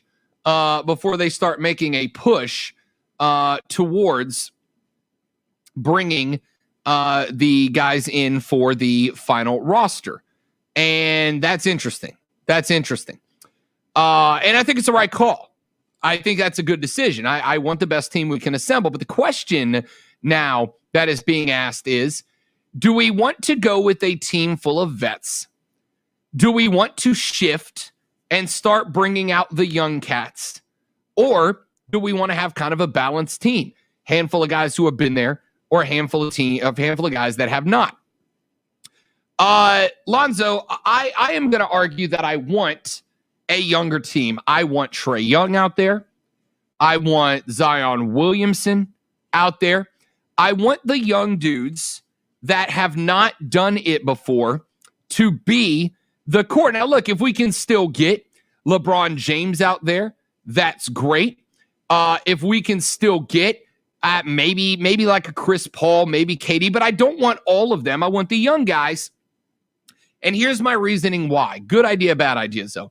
I want the young guys out there because this, I don't know why, but this basketball in the Olympics is probably the sport. And I love all the Olympics, man. I love all the Olympic games. I'm going to watch all of it. Track and field, tennis, soccer, golf. I'm watching all of it. But basketball is the one that matters to me if we want to lose, right? It's a world's game. It's a world's game. Basketball is going to be a world's game. But it's ours, all right? It's ours. That's our game. You don't beat us at our game. That's what we do. That's our thing. It matters to me that Team USA win the gold medal in basketball. I want to send out in 2021, the weirdest Olympics in an off year. I want to send out, Lonzo, I want to send out a young team of guys that are hungry. They have not tasted international success. They want it. They want to put themselves on a global stage. They want to put themselves on a world stage. They want to bring home a gold medal because, look, guys like LeBron who have a couple, guys like Kevin Durant who have one. I think, especially for the guys that are towards the tail end of their career, that there's probably some element of been there, done that, got that t-shirt. I'm going to take advantage of a nice little trip over to Japan, go enjoy some time away from the States, play a little basketball, and if we win, we win, and if we don't, we don't. Whereas guys like Zion and Trae Young, they're elevating themselves and their brand. They're elevating Team USA basketball, and they are going to be hungry for a title in a way that I don't think the older guys are. Lonzo, I want Jerry Colangelo to build this squad out of a very young core. Zion and Trae Young at its heart. Jamal Murray, if he is available by then, etc. I want those guys to get a run at it. And that's from a LeBron fan, right? That's who I want. Zoe, if you were in charge, you listening to my advice to build this team, or are you going with the guys who have been there and know how to win at the Olympics because they've done it already? While as I love your dream, and I think it's really cool. You need those guys for sure, but you need a core of, 4 to 6 superstars, and then you can surround them by the younger guys. LeBron probably not going to go because of how much he's played the last little bit. So it wouldn't surprise me if he doesn't go. But you want some of the other. You want Kevin Durant to go. You want Steph Curry to go if he's willing to go. You want some guys like that to go where you've got guaranteed points. Not only that, but you also have the intimidation factor where the rest of the world goes, hey, wait a minute, that's Kevin Durant, that I'm out on the court with. And, competitors will say that they don't feel that, but you feel that. If it's that guy out on the court, it's going to cost you some points and give them some points just because either you're intimidated or you're in awe. And I think you need some of that. You also need some experience for some of these young guys who haven't been over there and done this to understand that it's different playing international style of basketball, and that don't look at that team and think, well, we're the United States. There's no way they can compete, because it's not like that anymore. So I think you need a mix. I don't think you need as many superstars as you've had in the past, but you've got to have a good core of them.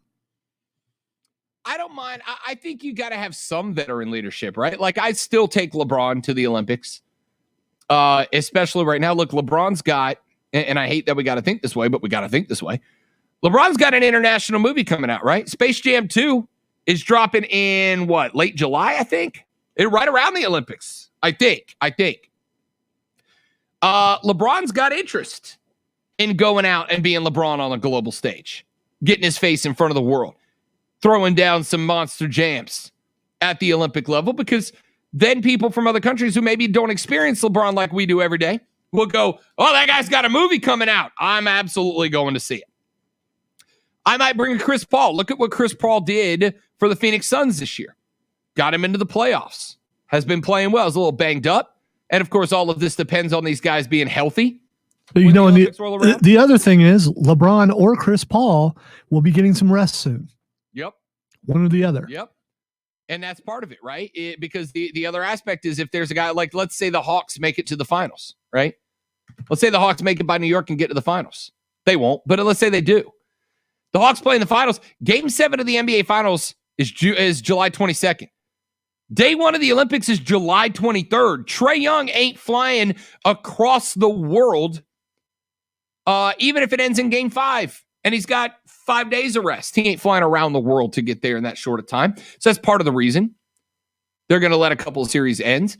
But if I can build a roster of young guys with 2 or 3 guys who have been there, who have done this, who have those leadership skills, LeBron, Chris Paul, I'm doing it. That's the way I'm going. Give me a team that's hungry, that is trying to define themselves, that has never done it before, so they are going to be all over it, making a push to get themselves a gold medal to match the legacy of these other older players. That's where I want it to go. Agree, disagree. All right. Let's take a break. When we come back, we'll check on the results of our text poll. I want you to text to the Ingles Market text line at 71307. If you are a Brady fan, text ESPN Brady yes. If you are not a Brady fan, text ESPN Brady no. Zoe says he feels like we are in a pro-Brady area. I don't. We'll see what the results look like when we come back on the Rob Brown Show. I'll read them on the air on ESPN Upstate. Golf cart. The Rob Brown Show. Listen on your Amazon or Google smart speaker. Just say, play ESPN Upstate. The 2021 Upstate Golf Cart is on sale now. And through Memorial Day Monday, it is on sale. $75. Look at $99. This is a whale of a deal. At $99 to play 9 of the best courses in the Upstate, that's already a steal of a deal. But now, through Memorial Day Monday, you are getting it for $75. Just $75. You're getting to play 9 of the best courses in the area. That is what? Less than $10 around? Right? It's like 60 cents a hole to play 9 beautiful courses around the Upstate. Now's the time to get one for you. Grab one for your friends. Grab ones for your family. Grab a whole bunch and give them out for birthdays or Father's Day or Siblings Day. I don't know, whatever day, because it's Tuesday. Who cares? Go to upstategolfcard.com to get yours. Upstategolfcard.com. Grab yours now. Grab a handful. People will love you for it. It's the 2021 Upstate Golf Card.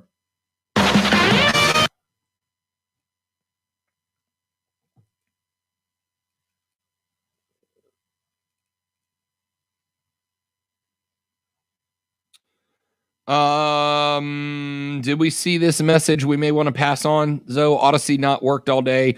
Couldn't listen to Tara in the AM and can't listen to Rob now. Roger, appreciate the heads up. Is that the Odyssey app that you're trying to listen into? Is that what's not working, the Odyssey app? We've had intermittent problems with a lot of things. By the way, that is not on our end. That would be a corporate thing. Okay. But I'm sure that they are aware. Okay, perfect. Just wanted to make sure.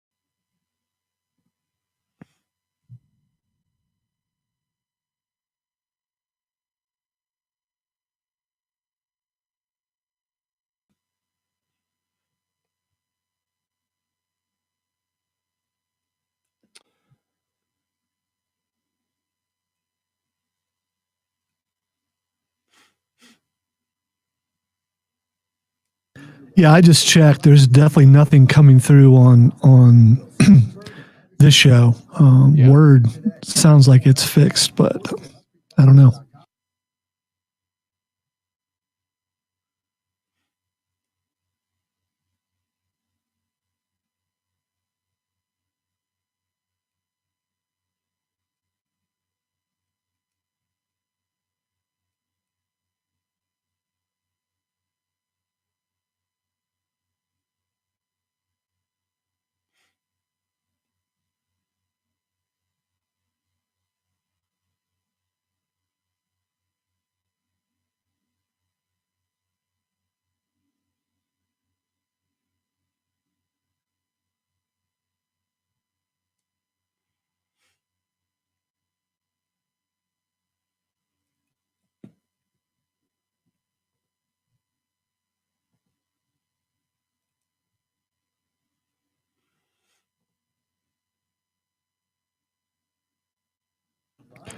One minute.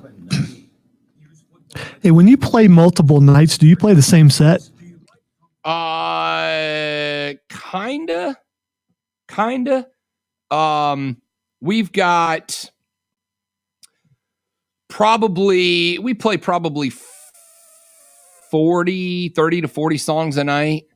There's probably 25 that we play every night, and then we rotate another 15 in. And then if we're playing 3, those 15 can be, 15 one night, another 15 another night, another 15 another night. But like Journey Don't Stop Believing, we're going to play that every night. So how long do you go with that many songs? 4 hours. Really? Yeah, we do an hour and 40 minutes, hour 45. We take about a 20-minute break, and then we play the rest of the 4 hours. We only take one break in the middle of a 4-hour set. We take about a 25-minute break in the middle of the set and then rip for 2 hours on the back. I feel sorry for the singer. I mean, if your fingers are bleeding, I don't care about that. I'm more concerned about the singer. No, he's fine. I mean, we've been doing it so long, and he's phenomenally talented. But we also have in those 15, in the total songs. Come back. For GSP ESPN. Text keyword ESPN and your message to 71307. Get in the game on the Rob Brown Show. Only on ESPN Upstate. The Rob Brown Show back on your radio. It's ESPN Upstate. I asked you guys to text in to the Ingles Market text line at 71307. 71307. If you are a Brady fan, text in ESPN Brady yes. And if you are not a Tom Brady fan, text in ESPN Brady no. Here are the texts so far. Number 1, Bryson definitely needs to come out to Stone Cold with the glass breaking. That's from Joe. Hey, listen, it is one of those things, though, that I've said on the show for years. If you're going to make me the bad guy, don't get mad when I act like the bad guy. All right. If you're going to make it cool to be bad, don't be shocked when I go full Razor Ramon on you, is all I'm saying. Hey, yo, guys. Text line 71307 at ESPN. Brady sucks, and then lists the anatomy of a horse species. I will let you go with that where you will. Another texter says, Brady can go bleep himself. Another texter says, Brady, hell no, because of Super Bowl 38. Another says, who is Tom Brady? And Hurricane Jeff says, Tom Brady, no. Jennifer Luchitsky, yes. End quote. So amongst the Twitter responses I've got, etc., I would like to say, and I know that it's a skewed poll and it's a small sample size, and we've got way more people listening, but people are working, so not everybody can text in. But so, of every response we have gotten so far, there is only one person who likes Tom Brady, and it's me. That's it. So you said, I think we're in a Brady area, and the area that likes Brady is literally about 8 inches in this direction on this couch at the Casa de Love, because 100, I've been here for a year and 2 months, and I have not had, I could ask, do you like puppies? And we wouldn't get a 100% yes or no. We asked yes, Brady, or no, Brady, and 100% of the responses said screw that guy. 100%, Lonzo. Thank you, Upstate. One guy said at ESPN, yes to Tim Brody.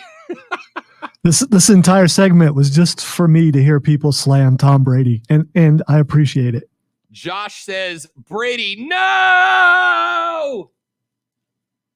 100% of the audience is against Brady. So I when need one person to text me Brady yes, so I don't feel like a complete lunatic. So when I'm slamming Brady, and I get these looks from whatever host may be on the other side about you know, how dare you type of thing, I'm speaking for the people, and this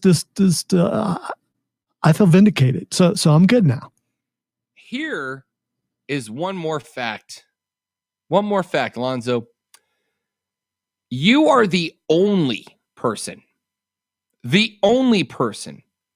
I know in my heart genuinely dislikes Tom Brady. All right? The only person I know in my heart genuinely dislikes him.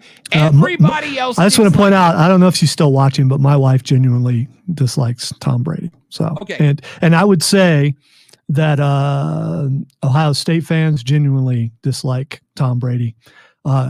Buffalo fans genuinely dislike Tom Brady.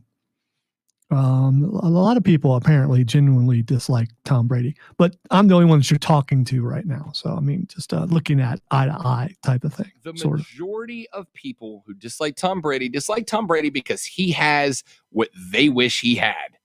Super Bowl rings. The ability to cheat and get away with it. Super Bowl rings. Cheater. Supermodel smoking hot wife. Billions of dollars in the bank. Mansion. The ability to be a drunken sot in front of your children and throw the Lombardi trophy, that most sought after trophy in all of sports, treated like it's nothing but, you know, a toy that you get out of Cracker Jacks or a ring pop. It's just ridiculous. Yes, that is true. I do wish I had a multi-million-dollar yacht that I could go sit and drink rum on. That is correct. By the way, he sold that yacht because it wasn't big enough, and he went out and bought a bigger one. Do you understand? I don't know if you saw that story. Do you understand that is a good thing to me? That is a thing I am envious of and hope to. I would love to go, this super yacht is nice, but that super yacht is nicer, and then pay for it in cash. By the way, that my wife earned. That's the dream, man. That's the dream. And if I'm the only one with the rocks to say it, I'll say it. It is a dream to have a wife who goes, hun, I know you make money, but I'm a supermodel and make more than you, and I just bought our third super yacht with cash. And yes, that's the dream. Unfortunately, after he made a drunken fool out of himself, it probably upped the value of that yacht, and he was able to sell it for more than it was worth. I mean, drunken fool of himself. Yeah, he stumbled a little bit. I promise you, I stumbled. Yeah, it's hard to stumble when you have your own personal person guiding you out of the place to make sure you don't stumble. That's the dream. How cool would it be to be so good at your job that your coworker's responsibility becomes make sure Rob doesn't do anything dumb? That's the dream. It's also the job of the producer every day. I never have to drive drunk because I never have to drive. Don't drink and drive. I will punch you in the face. I literally end every show that way. That was a joke. All right. Let me be abundantly clear. Thomas says, I'll dream with you. You damn right you will. 90% of men have the dream of being Tom Brady. All right. It is what it is. At ESPN, Brady, yes. All the way back to how fun it was to watch him and Wes Walker do their thing when I was growing up. Got to appreciate his ability. All right. So now it's two of us versus Greenville in this conversation, Zoe. All right. Don't leave out Spartanburg and the surrounding areas. We've got a pretty big listening audience. I suspect I'm not going to pick up many Brady fans from Pickens. All right. It's just a guess. Not going to pick up many Brady fans over in the Berg. I'm guessing. If they were here, they were here. Let's take a break. Coming up, Rashad Beard of the Panther Nation podcast is going to break down day 2 of the OTAs with us. That comes up next. My name is Rob Brown. Lonzo's at the helm, and you are listening to The Rob Brown Show. You are listening to ESPN Upstate.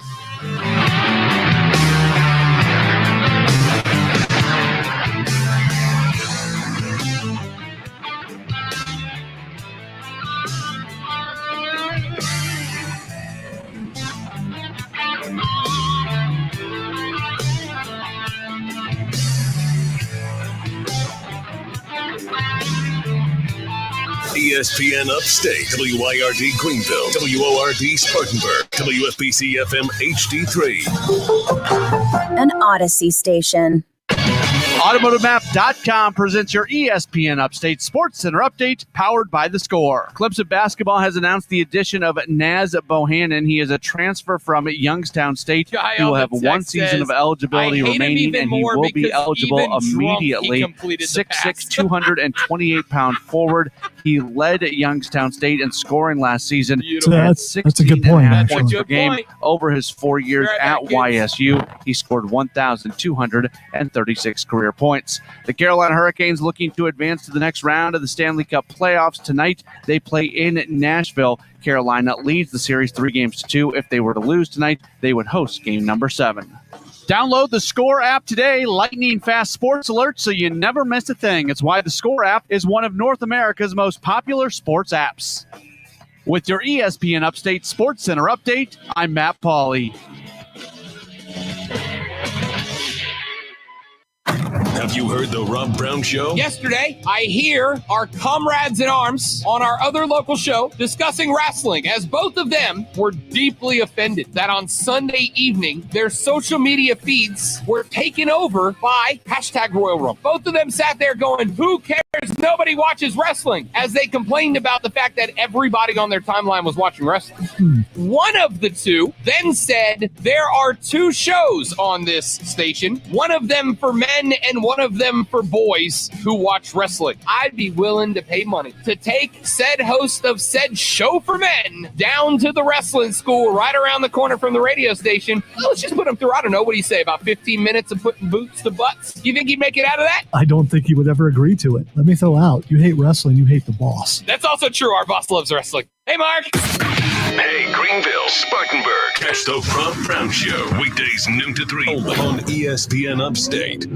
It's the Stanley Cup playoffs on Sports USA. And tomorrow, the Carolina Hurricanes roll into the Music City for a Game 6 against the Nashville Predators. Carolina is the top seed in the Central thanks to the forward play of Sebastian Aho. The Preds have a red-hot source and goal to weather the storm and get it to a Game 7. Right through to Forsberg, who scores on a one-timer. It's the Stanley Cup playoffs, Hurricanes and Predators. Tonight at 9, right here on ESPN Upstate. Warning. And check this out. For an official Rashad's standing by, by the way. lockdown. I'm guessing you're there. Yeah. Real, unfiltered sports Hoping talk you're- manufactured locally for the Carolinas. Lockdown. This is the Rob Brown Show. Yeah. Only on ESPN. ESPN Upstate.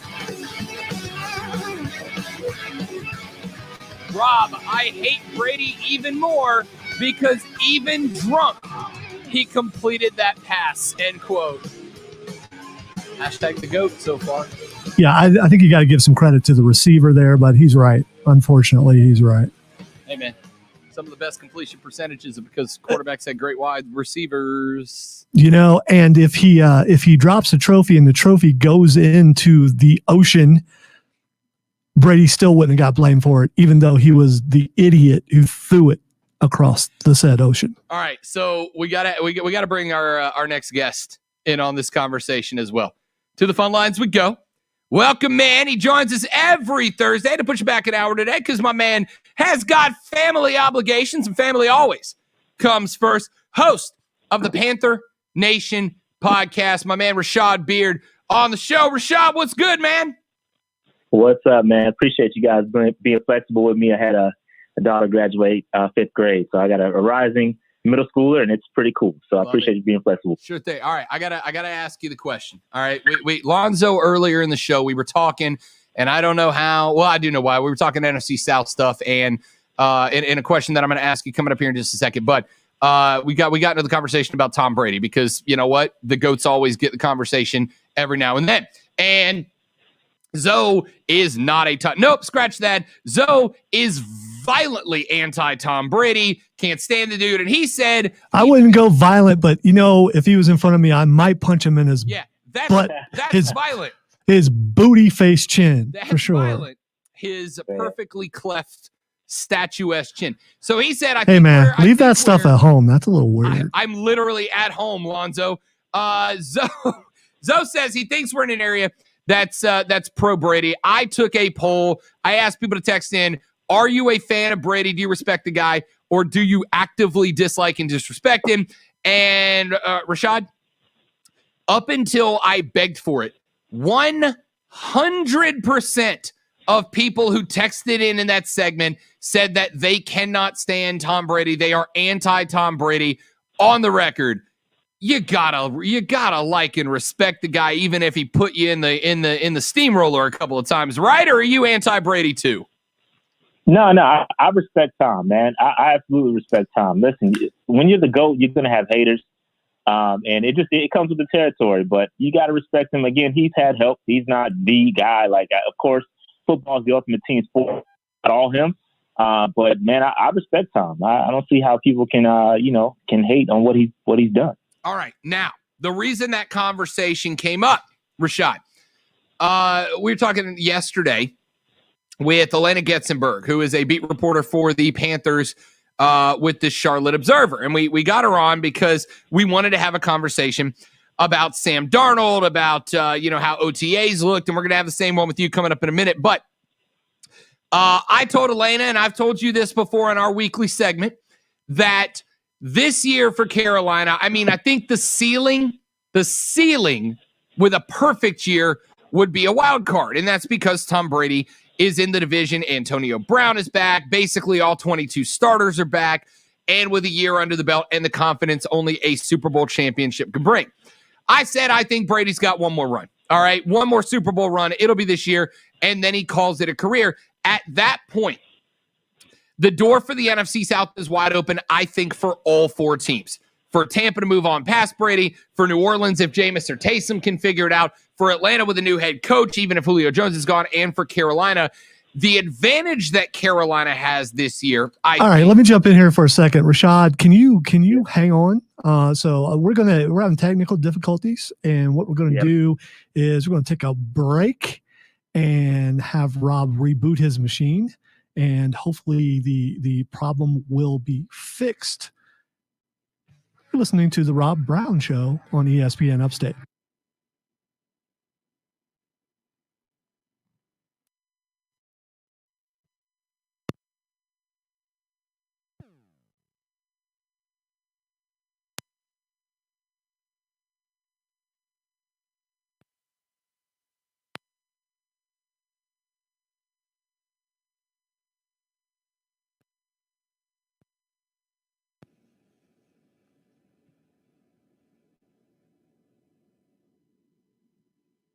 What was happening, though?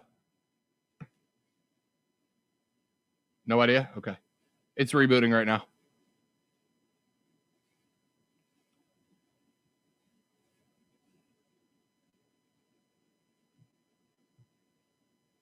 Oh, I forgot you couldn't hear me. All right. What was going on? Just bad signal or something?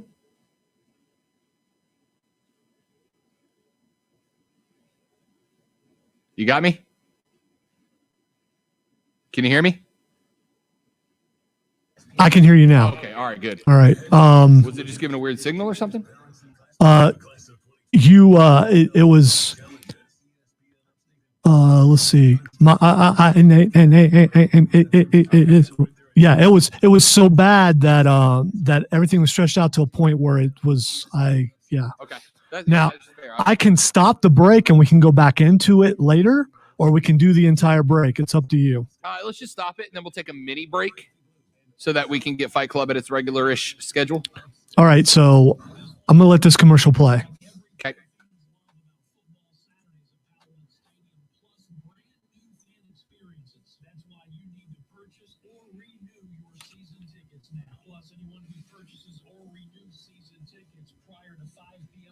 June 7th, we'll have an opportunity for early bird discounts and fantastic prizes.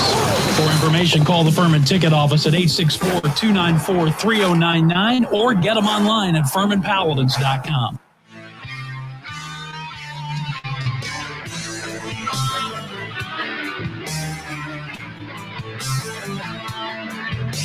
All right, back on the Rob Brown Show at ESPN Upstate. I think we got it sounds like we got the problems worked out, so we apologize for a little technical difficulty there. Rashad Beard from the Panther Nation podcast joining us here on the Rob Brown Show. So I'll reset what I was saying there, Rashad, and I want your thoughts on it. The Brady conversation got brought up because I said when Brady walks away, I think one more year, wins another Super Bowl, or at least comes close, and the door is open for all four teams in the NFC South. If the Saints figure out a quarterback, they'll be right back in the mix. Atlanta got rid of their biggest problem, which was their coach. They're right back in the mix, even if they got to find a new receiver to replace Julio. Kyle Pitts might do the trick. Tampa is still going to be a good team. We'll just see what they do with quarterback. But I think Carolina has an advantage coming into this year because they know coming in that this is a year that I described earlier as putting the key in the lock and getting a hand on the door handle so that they are ready to throw it open when Brady takes off. Do you think that Carolina approaches this year as a let's lay the foundation to kick the door down when the NFC South becomes a 4-team race, or is Carolina coming for a playoff spot this year? No, I think Carolina is looking for that playoff spot now. I don't think David Tepper has the patience to wait to kick down any doors. I think we're trying to move this along as quick as possible. And I know we have a young team, youngest roster in the league, but the expectations are high. So I don't think they're waiting for Brady to leave, or I think we're going to try to take advantage as soon as possible, personally. That's my personal opinion. Rashad Beard, host of the Panther Nation podcast. You can search them on YouTube to get all their stuff. They go live every Monday and a handful of other times during the week when news breaks. All right, so OTAs underway in Charlotte. We're starting to see our first look at different players in the uni, and Sam Darnold. From what it looks like, look, it's 2 days. You don't want to get overexcited, but seems to be doing things the right way. Not necessarily really showing off anything, not really going crazy, but looks to, for the most part, be relatively in sync with the wide receiver core. Looks to be in sync with CMC. We know those guys did some workouts before OTA started. Have you gotten to put your eyes on any film so far? And what have you read out of Sam Darnold's first couple of days on the field as a Panther? Yeah, I haven't seen it much. I've seen some highlights here and there, but I haven't seen anything, personally with my own two eyes. But everything I'm hearing so far is so good. I mean, it's really, they're in t-shirts and shorts, right? So it's really hard to kind of get a real idea. I mean, they're throwing to each other, no defenses. So I would expect things to go about as well as they could go. I wouldn't expect them to be throwing out there throwing a ton of picks and things like that in practice. They're literally in shorts and t-shirt, or shorts and a t-shirt, and they're throwing against one-on-ones, no real defenses. So, I mean, so far, I listen, there's not much to take away from it, but I'll be excited to see them come training camp. And I'll be there, and I'll definitely have my own two eyes, and I have my own opinion on Sam Darnold. But for sure, things are going about as well as they could go right now. We are talking to Rashad Beard, host of the Panthers Nation podcast. He joins us every Thursday on the Rob Brown Show and ESPN Upstate. Let's run CMC. We talked about earlier in the show, Rashad, Christian McCaffrey yesterday after practice. They said, hey, man, look, here's the deal. You got banged up last year, only were able to play in 3 games. He is obviously not just an integral part of that offense. He is the most important part of that offense. He says he is 100% and feels better than he's ever felt before. Yes, he's going to say that. It's OTAs. It's camp. He's supposed to say that. Question is, Rashad Beard, do you believe him? Yeah, I believe he's healthy. But, again, at the end of the day, it's going to come down to the touches. And I've said this a million times. It's all good that we drafted Chuba Hubbard, and it's all good that Matt Rule comes out and says, we're going to utilize him. We're not going to put a ton of touches on him. But at the end of the day, when the rubber hits the road and it's time, the game is on the line, Christian McCaffrey will be out there, and he's going to have his 25-plus touches, whatever it is, per game. And the question is, can he hold up to that? Because I guarantee you he's going to get all the touches, or the majority. I think I've done a study. It's been about 80, 90% of the touches out of the backfield. He's going to continue to get that. And can he hold up? I would hope so. I would hope that, his body has reset. I think he deserved a year of however many games he got off, or the year off. He deserved that. I mean, it's been a lot of wear and tear on his body from the Stanford days on up through from his rookie season in the NFL. He's been having a lot of touches. So his body deserved that time off. Now, I have a video coming out soon on this, but I just wonder, can this team be successful with Christian McCaffrey as the main go-to in this offense? It has never happened. And you can look at the quarterbacks. You can say, yes, there hasn't been any good quarterbacks back there. Is Sam Darnold going to be the answer? Maybe. But this team has never had a winning season with Christian McCaffrey putting up the numbers he's had. So I question whether he's the right person to drive this offense through. I know the talent is there, but again, at the same time, we have to figure out how to spread the ball out. The more we can do that, I think the better this offense will be as a whole. We can't sit here and pigeonhole him and give him the ball 30-plus times a game. We got to spread it out. We got to figure it out. Joe Brady has a task on it at hand, because we also made him the highest-paid running back. So there's balance. There's balance to this, and it's going to be tough. I think they can figure it out. I hope they can figure it out. But I think CMC will hold up.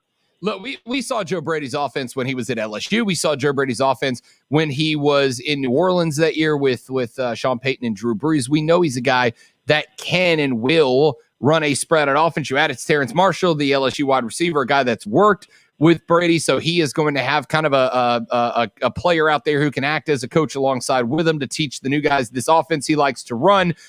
All those things are great if the balance is right, and I think you're spot on with that. But, man, I got to assume, Rashad, that trying to find the balance of giving the ball to one of the best 2 or 3 running backs in the NFL, also giving enough touches to Chuba Hubbard if he does step up and be the guy that I think he will be, and you got a pretty good set of wide receivers, 3 deep. If Marshall is what I think he is, you got a pretty good set of wide receivers out there as well. Man, what does the balance look like for that offense? I mean, I hate to say you got some guys that need to develop before you're ready to start putting Carolina up there with the elite offenses, and I think the offensive line is going to have to get better. But how do you balance that out? It's tough. It's unbelievably tough. I mean, you got DJ Moore, who's been a consecutive back-to-back 1,000-yard receiver, so he's going to get his CMC when he's on the field. I think that's where it comes. Christian McCaffrey has to get reduced touches. I think that is how this team is going to be successful, and it helps him out. I think he's going to get more chunk plays if you can not just turn around and hand the ball off to Christian McCaffrey, or use him as the ultimate safety valve that he is. I mean, he just gets so many targets, and because we've had such bad quarterback play, it's just easy to turn around, dump it to CMC, let him go to work. I think we have to challenge our quarterback, and it has to go back to Sam Darnold. He has to be the guy that has to spread the football out. He has to get it to the right people and not just turn around and look for Christian McCaffrey all the time. That hampers, at the end of the day, hampers our offense. Because, again, as good as the numbers look, as good as CMC's numbers look, we have not been able to translate that to wins. And that's what it is. It's about wins at the end of the day. In order to get wins, you need a balanced offense. You need to get everybody involved. You got tight ends. Dan Arnold, he's also a really good tight end that you can get involved in the red zone. We've got to figure it out. And I think, again, it's going to be difficult. There's no, I don't have an easy answer for it. I don't have, DJ Moore needs to get this many touches. Christian McCaffrey needs to get this many touches. But we've got to figure it out. And I think it comes down to CMC having reduced snaps or reduced touches at the end of the day. Rashad Beard, host of the Panther Nation podcast, joining us here on the Rob Brown Show and ESPN Upstate. Focus for me, Rashad, is 100% going to be on the offensive line. I saw earlier in the week that Tyler Moton was getting some snaps out at left tackle. Whether or not he'll be the guy there or if they'll look to upgrade, we'll see. You got the Christensen, the new young man that was brought in by the draft to anchor that spot somewhere. There is potential on this line, but on paper, most of the folks around the league are saying that that's the big red question mark on the paper for the Panthers. Can the offensive line be developed? Because at the end of the day, Sam Darnold can only be as good as the offensive line lets him be. Those wide receivers can only come into play if he's got time to throw the ball. Run CMC can only be a superstar if he's not running for his life out of the backfield. What are you looking to see through OTAs before training camp out of these Carolina Panther offensive linemen that would give you some confidence in them going into the regular season? I don't know if there's anything they can show me. They would have shown me a lot more in the draft if they would have drafted a true left tackle, an early left tackle. Again, that's still it's been a question mark since Cam Newton's been around, the offensive line. We've never addressed it. We put it all on Cam Newton, and it's still to this day a problem. The left tackle is a problem, and we need to figure it out. And I don't think there is a long-term answer potentially Christensen, but I don't expect him to be the day one starter. I think he comes out maybe in the middle of the year, or maybe next year he becomes the starter. But I don't think they believe that Christensen is going to be a day one plug and play left tackle. I think Cam Irving is probably going to be the guy starting out, but I'm not sold on that. I don't think he's been a journeyman for a reason. They have not been able to address this left tackle, and I wish they would have in the draft. That would have shown me a lot more. I don't think there's anything they can show me in particular during OTAs, during training camp, to say, hey, maybe they try out some guys. I'm thinking maybe Trenton Scott, a guy who played some snaps at left tackle, maybe he gets the job. But I'm not sold on Cam Irving. And if he's rolled out there week one, I'm not going to be happy about that, because we had the opportunity to address it early in the draft, and we didn't. Not even the first round. I'm talking about second round. We still had the opportunity to do it, and we just didn't. So at the end of the day, it kind of is what it is. We're going to be waiting another year, potentially, to maybe see who that future left tackle is going to be. Rashad Beard, host of the Panther Nation podcast, joining us here in the Rob Brown Show and ESPN Upstate. Rashad, my man, as always, appreciate your time, big dog. We will talk to you a week from today. By next week, we will have a lot more tape under us to see what this Panther squad looks like. By the way, spring camp is going to be down here our direction at Wofford College, so we'll have to get you come down and sit and watch the practice and go on air with us live one day, bud. Yeah, man. I've been attending training camp since 2012, I believe, which was Luke Kuechly's rookie year. So I've been going to Spartanburg, second home. I'm very familiar with Wofford. Those are my grounds. So I'll be there for sure. Let's make it happen. Love it. Done and done, big dog. Rashad Beard. Find the Panther Nation podcast at Panther Nation PC on Twitter, but make sure you follow them on YouTube. They go live every single Monday and put out content all the time. It is the Panther Nation podcast with my man, Rashad Beard. Let's take a quick break. We'll come back here in just a minute. It's Thursday. You know what that means. Lonzo's got the Fight Club for you coming up next on ESPN Upstate. The Rob Brown Show. Listen on your Amazon or Google smart speaker. Just say... Hey, Alyssa. Alyssa.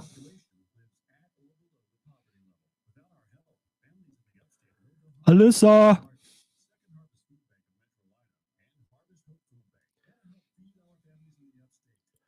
Well, this is not promising. Alyssa. Been that kind of day. Alyssa. Hello, Alyssa. Alyssa.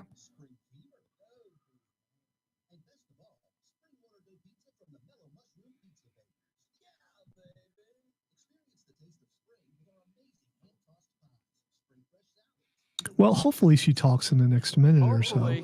Yes. If not, we'll have to wait till the next break. A little bit shorter. Alyssa.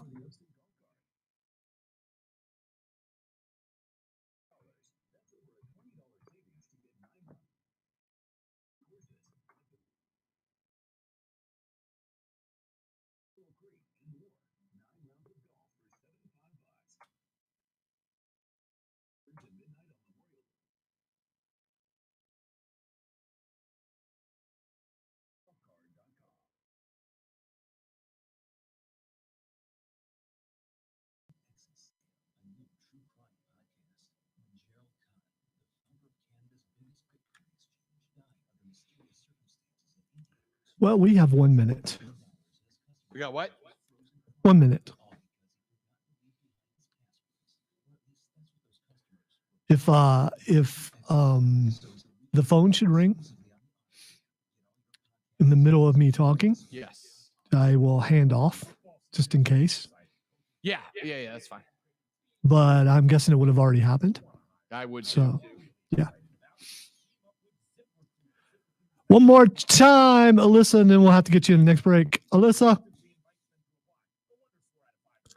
Oh, well.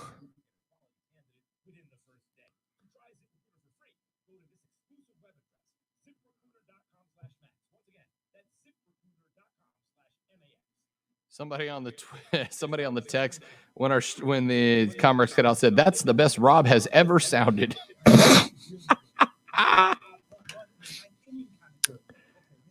It's indescribable what it was doing, but he said it sounded like a shotgun cocked, and then I just disappeared. Well, on this end, there was just a lot of like digital noise cutting in and out. Yeah. My style is impetuous, my defense is impregnable, and I'm just ferocious. I want your heart, I want to eat his children. I'd like to take this chance to apologize to absolutely nobody. The double champ does what the he wants. I'm a bad man. On a day when technically we're having all kinds of problems, one thing you can count on is the Fight Club being here, and we are here, and we're excited. And today, more than any other day, we'd like to punch someone in the face. But you know what? We're here. We're good. Stuff got Lonzo fired up. Yeah, well, I think everything went downhill when you started talking to Tom Brady. We start, losing feeds and things like that, which is why. Zoe told me during the last break, he's like, God, I'm so glad you're leaving for 4 days. That may or may not have happened. Check it out on the Facebook feed later and find out if I actually indeed said that. All right, so it is time to do that segment that the show for men absolutely hates. Hopefully they're tuning in right now because, love you, Mark Ryan. There we go. I did it again, just because I hope it ticks him off. All right, so let's start with some UFC. John Jones news came out yesterday. He has made a hire. He has hired Richard Schaefer as his representative. And who's Richard Schaefer? Here's what John Jones said. I have retained Richard Schaefer as my advisor. Richard has been in the combat space for over 20 years and has put together some of the biggest global pay-per-view events over that period. The likes of Mayweather, De La Hoya, Canelo, Hopkins, Barea, and Marquez have headlined the exciting events that Richard has produced. His knowledge and experience of the pay-per-view industry and combat sports are second to none. Now, here's a question, Rob. Why is he hiring a guy who puts on pay-per-views? Would it be that, and I'm just speculating, and maybe I just read this thing wrong, would it be that John Jones is going to go outside of the UFC and do his own thing? Because that's what it looks like when you hire some guy who's put together stuff like that, or is this just the guy that's going to be representing them now? So I had the same thought initially, but then I also thought two things. First and foremost, if this guy puts on the pay-per-views, right, he knows the dollars and cents. He knows the money, and he knows how the money works. And what's John Jones' biggest thing been about? What's his biggest thing been about? He wants that money, yo. Cha-ching, baby. He wants the cheddar. And this guy is a dude who knows how to make the cheese, right? That's the first step. Second thing is Schaefer's a boxing guy. What is the one part of John Bones Jones' game that and you may agree or disagree with me here, but Zoe, if I had to say there's one thing John Bones Jones needs to do if he is going to get into the octagon with Stipe or with Francis Ngannou, he's going to have to learn to be a better boxer, because a lot of the heavyweight game is standing and slugging to see if you can just put a dude to sleep before you got to get into the stamina part and go to the ground. John Jones is a guy who was a decent boxer, but I would not describe him as a good one. He partners up with a guy who knows how to make the money and can get him contacts in the boxing world that can maybe help him improve that element of his game. I might be a little bit optimistic in thinking that John Jones is smart enough to take advantage of that angle, Lonzo, but I'd like to hope that he is. Otherwise, I think Stipe could sleep a John Jones. You see what I did there? Yeah, that was all kinds of awesome right there. You know, the other thing he needs to do is like stay away from the needle and not fight dirty and, you know, things like that. If he comes in clean, here's a, you know, all that. And that's not really joking because it's history. All that aside, whoever John Jones fights next, I'm not so sure he can beat them. If you've watched him fight the last couple of times, he's been pretty close to losing. And I'm not sure he can beat Francis Ngannou and a Stipe Miocic who's on the top of his game again, if that's possible. I'm not so sure that he can beat him either. So when I read this article, my first thought is he's going to try to go outside of the UFC and set up his own fight and try to get his own payday like Conor McGregor did. The problem is will one of those guys that he wants to fight, if this indeed is the avenue he wants to go, will one of those guys be willing to go outside the UFC to do it? And I'm not so sure they will, because the other guys seem to be company guys. And I'm not sure that they would want to step on Dana White's toes if that's what John Jones is going to do. But more than likely, this is just all a ploy to get more money. And if he does, good on him. But he's not going to get the kind of payday that he wants, but maybe more than what the UFC is offering. All right, speaking of Stipe Miocic, Derek Lewis is out there saying that Miocic is punch drunk and has been hit too many times. I don't think he's going anywhere up in his career after that. So Derek Lewis is talking stuff to Miocic, and here's Miocic's response is, I'm punch drunk. I have no idea what he's talking about, but okay. His nether regions were probably too hot. That's probably why he said that. Weird smack talk is best smack talk. Well, he didn't say nether regions. Yeah, he said something else. But if you know Derek Lewis is, he once took his shorts off in the middle of the octagon because he was a little overheated down there. Hey, you know what happens? It's hot under the bright lights, right, man? Well, they have all kinds of new underwear commercials out there that take care of that sort of thing. Amongst us, Lonzo, hasn't been in a hot environment in front of hundreds of thousands of people and thought, you know what? Screw shorts. Who needs him? Yeah, that's like Tuesday for me. All right, so Miocic says, I want a rematch. He wants to fight Ngannou. I want a rematch, and I want to get my title back. He took something that was mine, and it drives me nuts every day. I'm always fired up after a loss. I hate losing. I've lost a few times, and I hate losing. It just drives me nuts. I hate losing. I'm very competitive, and I like winning. So Miocic is saying he's speaking, but his fighting hasn't been up to par the last.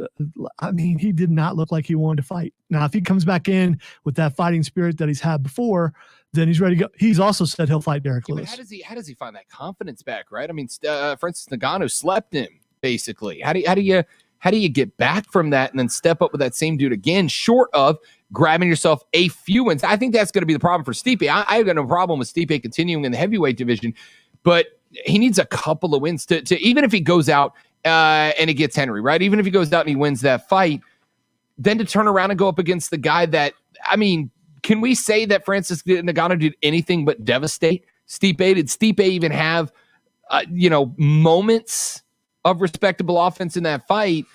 I don't think the dude's washed. I don't think he's done. But do I think I give him one win and then put him right back in with Stipe? The problem you have is that the heavyweight division is not stacked at the top.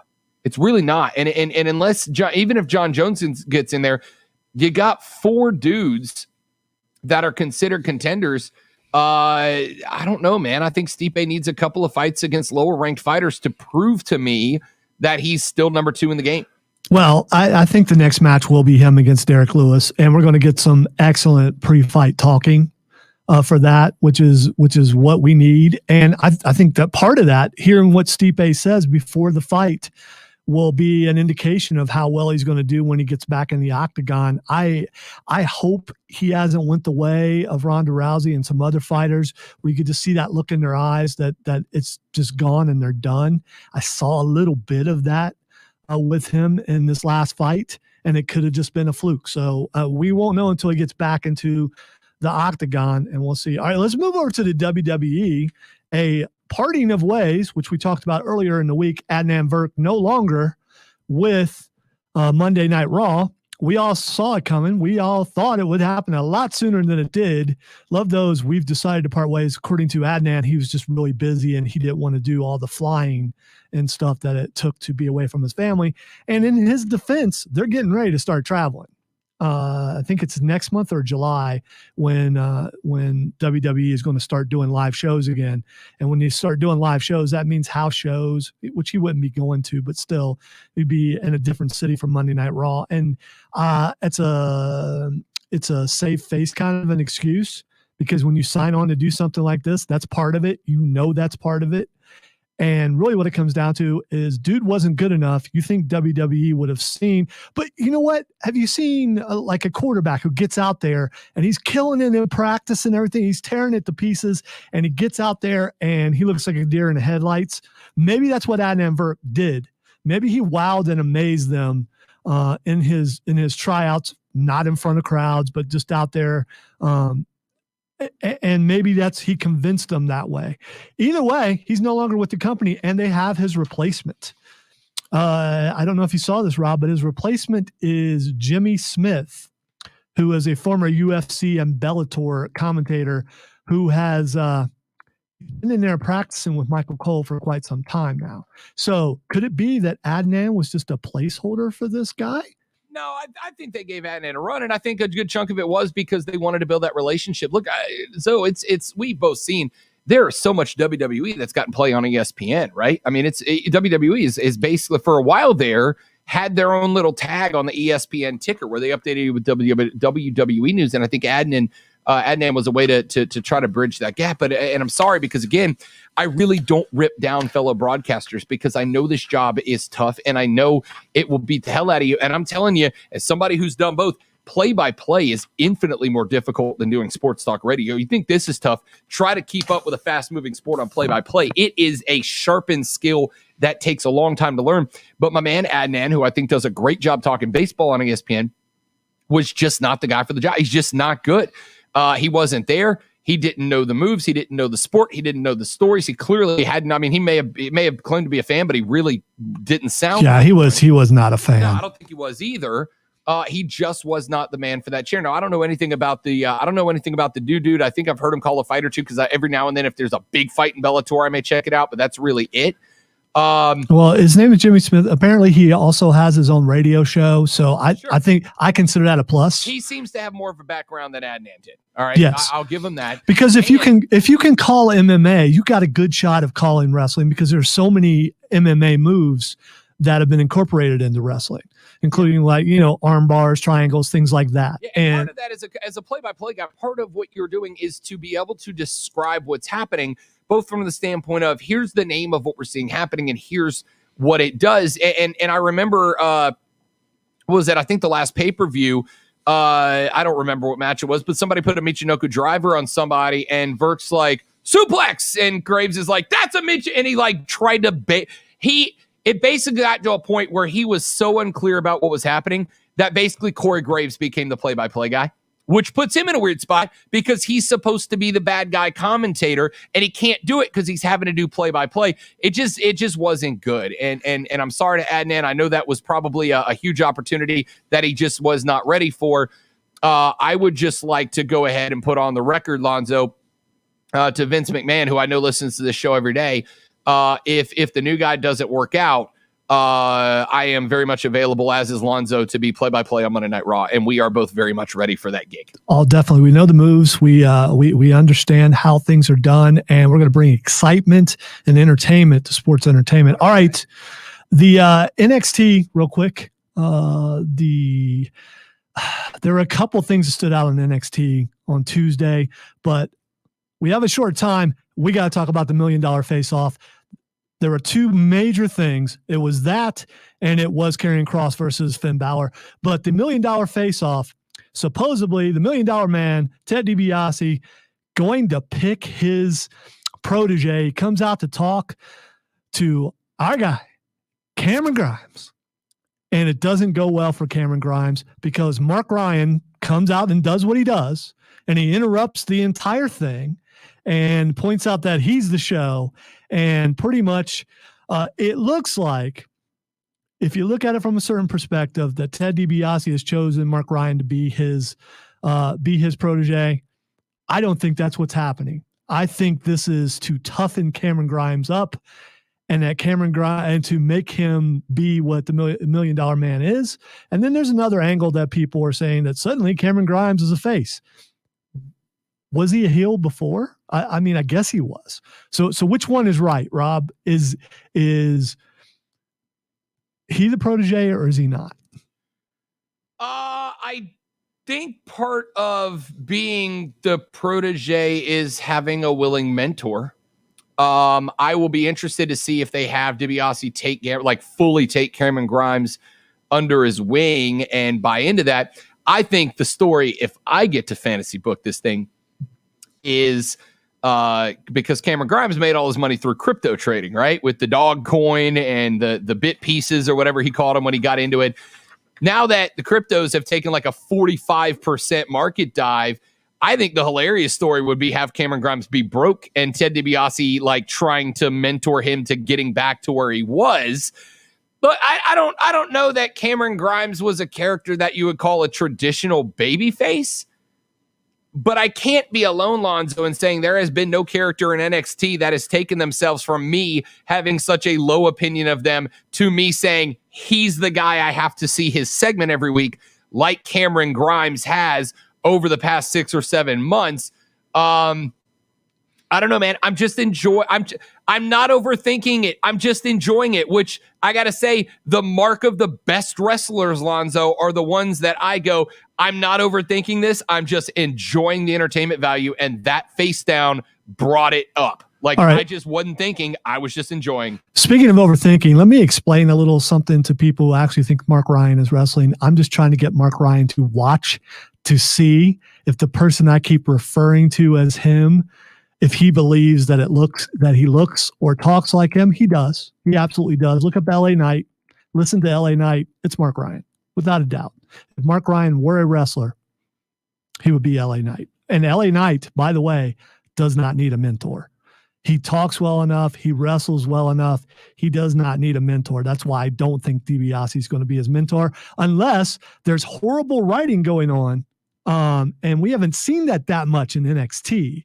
So there we go. Yeah, it's a slightly more muscular Mark Ryan, but you should click on the picture with the sunglasses. Slightly, and a Kawasaki Ninja is slightly faster than a scooter. Is it? Slightly. Click on the picture with the sunglasses. That's Mark. That's Mark right wrong, there. Dude. That's absolutely Mark. All right, we need to take a break. You're not wrong. Absolutely Mark Ryan. 100%. All right, quick break. When we come back, ladies and gentlemen, I am ready to disband a Major League Baseball team for one play they made, and it is embarrassingly bad. We're going to talk about that and Twitter trending topics to wrap it up on the Rob Brown Show. This is ESPN Upstate.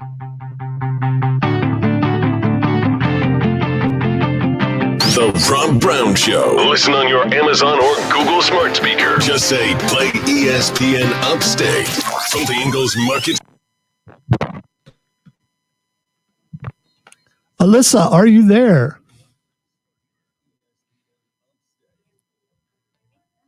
Speak up just a little bit. I can, hold on, let me turn the volume down. There we go. Now I can hear you. Yeah, we're having all kinds of technical difficulties, but sounds fine. We're good. Sorry about the delay. All right, thank you. You're welcome.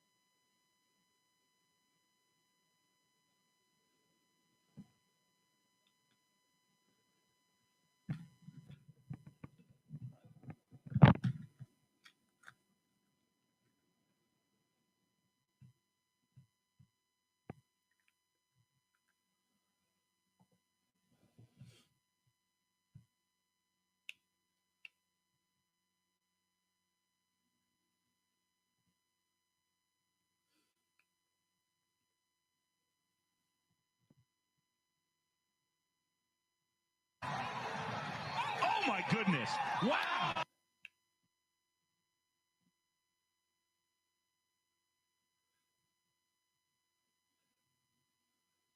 No, you know what? I'm changing it up. Got themselves something else I'm going to talk about. 30 seconds. I'm here. Sorry, I forgot to change the screen back. It's like you're changing it up. You're changing what up?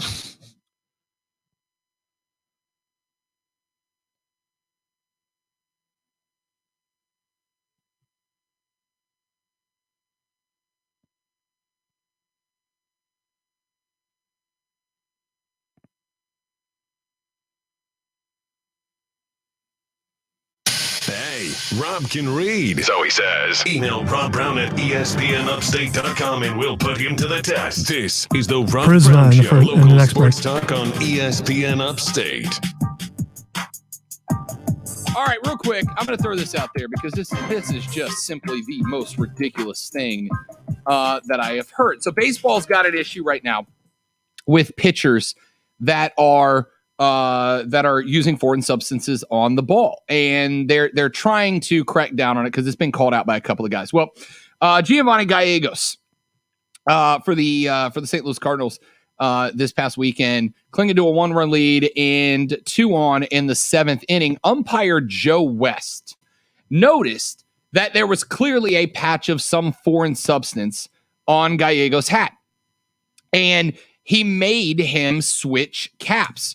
Well, Cardinals manager Mike Shildt, thinking his player was unfairly singled out, got ejected during an animated argument, which overshadowed everything else in the Cardinals' 4-0 victory over the White Sox. It was last night. Shildt said, quote, "This is baseball's dirty little secret, and it's the wrong time in the wrong arena to expose it. Here's the deal. First of all, Gio wears the same hat all year. Hats accrue dirt. Hats accrue substances. Did Gio have some sunscreen at some point in his career to make sure he doesn't get some kind of melanoma? Possibly. Does he use rosin to help out? Possibly. Are these things that baseball really wants to crack down on? No." God, Lonzo. Could you imagine getting caught cheating and your defense immediately be, yeah, but cancer? Dude, what a garbage take from Mike Shildt. His pitcher gets caught with a foreign substance on the hat. The umpire does not, by the way, eject him, which would be a appropriate course of action. He says, Lonzo, go switch your cap. Go put on. That's it. I'm not going to toss you. I'm not going to take you out of the game. I'm not going to replace you. You just got to switch to a new cap that's clean.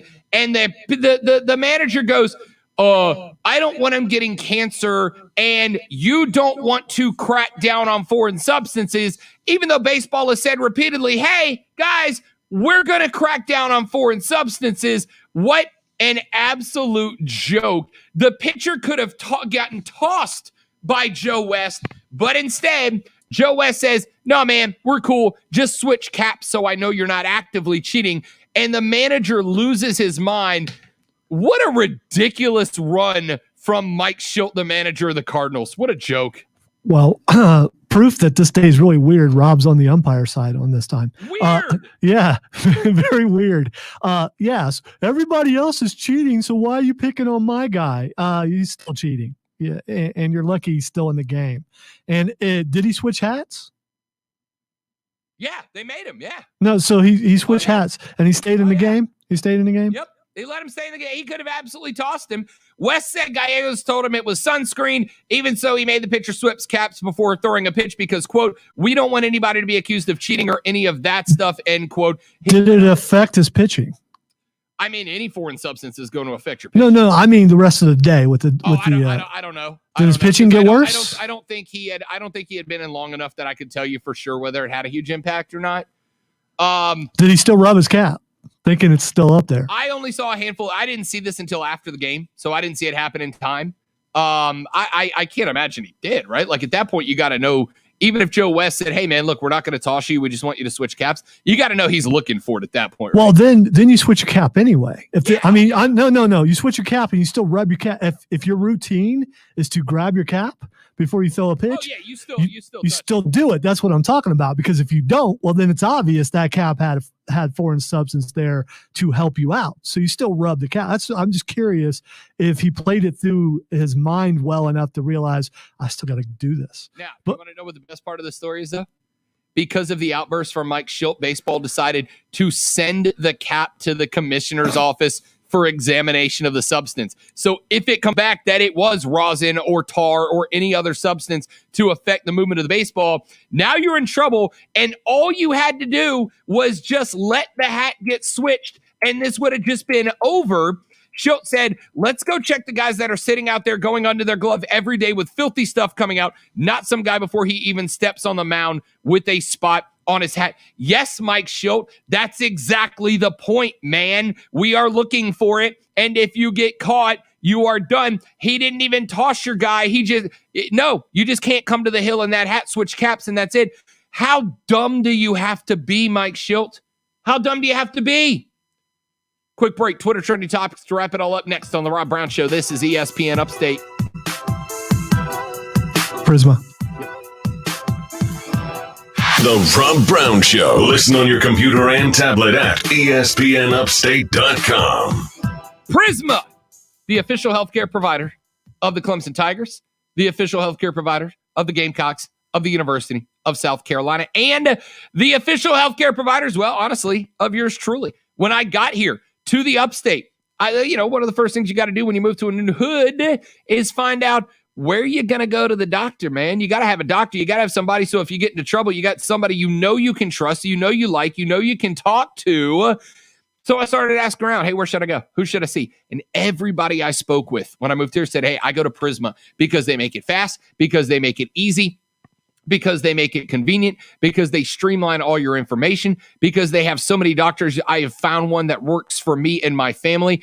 I started out with Prisma, and I haven't looked back since I moved here to the Upstate. You won't either. Check out their website at prismahealth.org. Prismahealth.org. They put everything right there for you. The 2,400 plus doctors. You can search through them and find one that you can trust. The locations all around the Upstate and the Midlands, so you can find one convenient to you right there on the website. The My Chart feature, so that you can keep all of your health information right in front of you for you and your doctor to keep an eye on it, streamlined and easy. Yes, ladies and gentlemen, it is that simple. Go to prismahealth.org, prismahealth.org to learn more. The official healthcare provider of the Gamecocks and the Tigers. It's our friends at Prisma Health.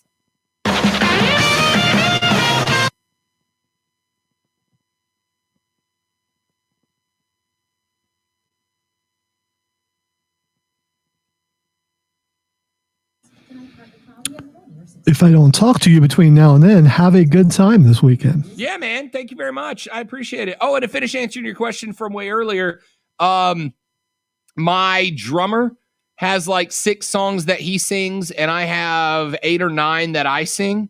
So anytime that our singer's like, I need a break, we'll just put like back-to-back songs where he'll sing one, I'll sing one, or I'll sing 2, he'll sing 2. We can have up to probably 35 minutes in any 4-hour set that my drummer and I sing instead of the singer. And that way he'll back off and play the keyboard. Like my AC/DC cover, he'll take the guitar. So we'll switch and he'll play guitar for half an hour and I'll sing for half an hour kind of thing. So we build into the sets up to 30, 40 minutes where he can take a break, which will definitely happen when we're playing. Actually, we're playing 3 nights in a row. And on Saturday, I'm not playing, but the other 4 guys are playing another show at a daytime show at a resort. So he's got 4 shows in 3 days. So all the songs that me and my drummer sing will probably make an appearance in all 3 shows. So does the drummer sing while drumming? 2 of the songs, and then the other 4 or 5 he comes out and goes up front for. Does someone else play the drums while our lead singer's kind of the utility man. Like, if I'm singing, he plays guitar. If my drummer's singing, he goes back and play drums. Or there's like 2 or 3 songs that I go play drums. Our lead singer comes out or our drummer comes up and sings, and our singer moves on to my guitar. Like, everybody in the band has a handful of songs that we play on. So there's like 3 songs I play bass on, 3 songs I play lead guitar on. My bassist will jump up and play rhythm guitar. My lead singer will drop back and play bass. So like we all switch instruments. And honestly, like we'll play games during the show. And this part probably not best for a show, but we've been doing it 15 years now, where we'll challenge somebody else to play an instrument that they don't usually play on a song, just to see if they can get through the song on it. But yeah, we got a lot of different ways that we've worked into where everybody can kind of rotate around and have some fun and give everybody else a break from what they do to break up the monotony a little bit. That is some awesome versatility. You don't hear about that too much. Yeah. You're like, I'm comfortable with rhythm guitar because I've been doing it so long, whatever. But like, we play a song called "Good" by Better Than Ezra, and I'll drop back and I can play bass on that song because it's it's all root notes, right? So I'm just playing rhythm guitar. Yeah, Chris is in here and he's doing the mouth bass right now. Yeah, he's doing it. Yeah, I know the song. Listen to my man. Except he knows the words. All I hear when I hear is I mean, That's right. Better than Ezra, my man. Hey, Chris, if you know them, do you happen to know Cowboy Mouth by chance? yes, he does. He does. All right, so I'm going to go ahead and give you heads up in advance. July 23rd, Cowboy Mouth is doing a show in Columbia, and I got me and another dude going. If you want in for a Cowboy Mouth show, you are welcome to come along. What day is that? What day of the week is it? I want to say it's on a Saturday night. Because my wife is also a big Cowboy Mouth fan. Bring her. And I might be able to arrange that. Let me get back to you. Yeah, absolutely. Hang on. In fact, I can tell you because I put it up the other day. You have 30 seconds. I'll have it. I don't believe you. Cowboy Mouth will be in Columbia. What's wrong? On July 30th. And July 30th is a Friday night. It's a Friday night. Okay. 30th. Where are they playing? The Main Bar, Main Street, Main something. Tickets or just cover or what? No, I think they're tickets, but I want to say they were like $15. Okay. So I've got me and my buddy Joe and Keegan are going, the three of us. So if you guys want to, all right, guys, we can do it. I'll get back. The Rob Brown Show presents Twitter Trending Topics. All right, it's time for Twitter Trending Topics. Very abbreviated Twitter Trending Topics. All right, the thing that's trending, Call of Duty is trending right now. Call of Duty, which of course dropped your 80s action heroes the other day. By the way, last night, you know what I did last night, Laza? You know What did you do last night? I don't know. I had a fight on top of Nakatomi Plaza. Cool. Yeah, man. Dropped out of the helicopter, landed on top of Nakatomi, fought people up in the top offices on the rooftop. And one of the things that I didn't know this until I did it last night, though, if you drop into Nakatomi Plaza, towards the end, there are terrorists and a helicopter comes down and they shoot you out of the helicopter. It's awesome. So you have to blow up the helicopter to get out of Nakatomi Plaza alive. It's very cool. And there's also Rambo survival camps all around the map that if you make your way into, they're like action hotspots. It's pretty rad. All that being said, I have no idea why it's trending today. I'm hoping they're releasing something new cool today. It got patched today, including AMAX is nerfed. I don't know what AMAX is, but I thought you would know. AMAX is one of the rifles used in the game. It's the CR56 AMAX is a rifle. Also, this is cool. Activision has banned over 350,000 accounts for cheating and having racial slurs in their ID.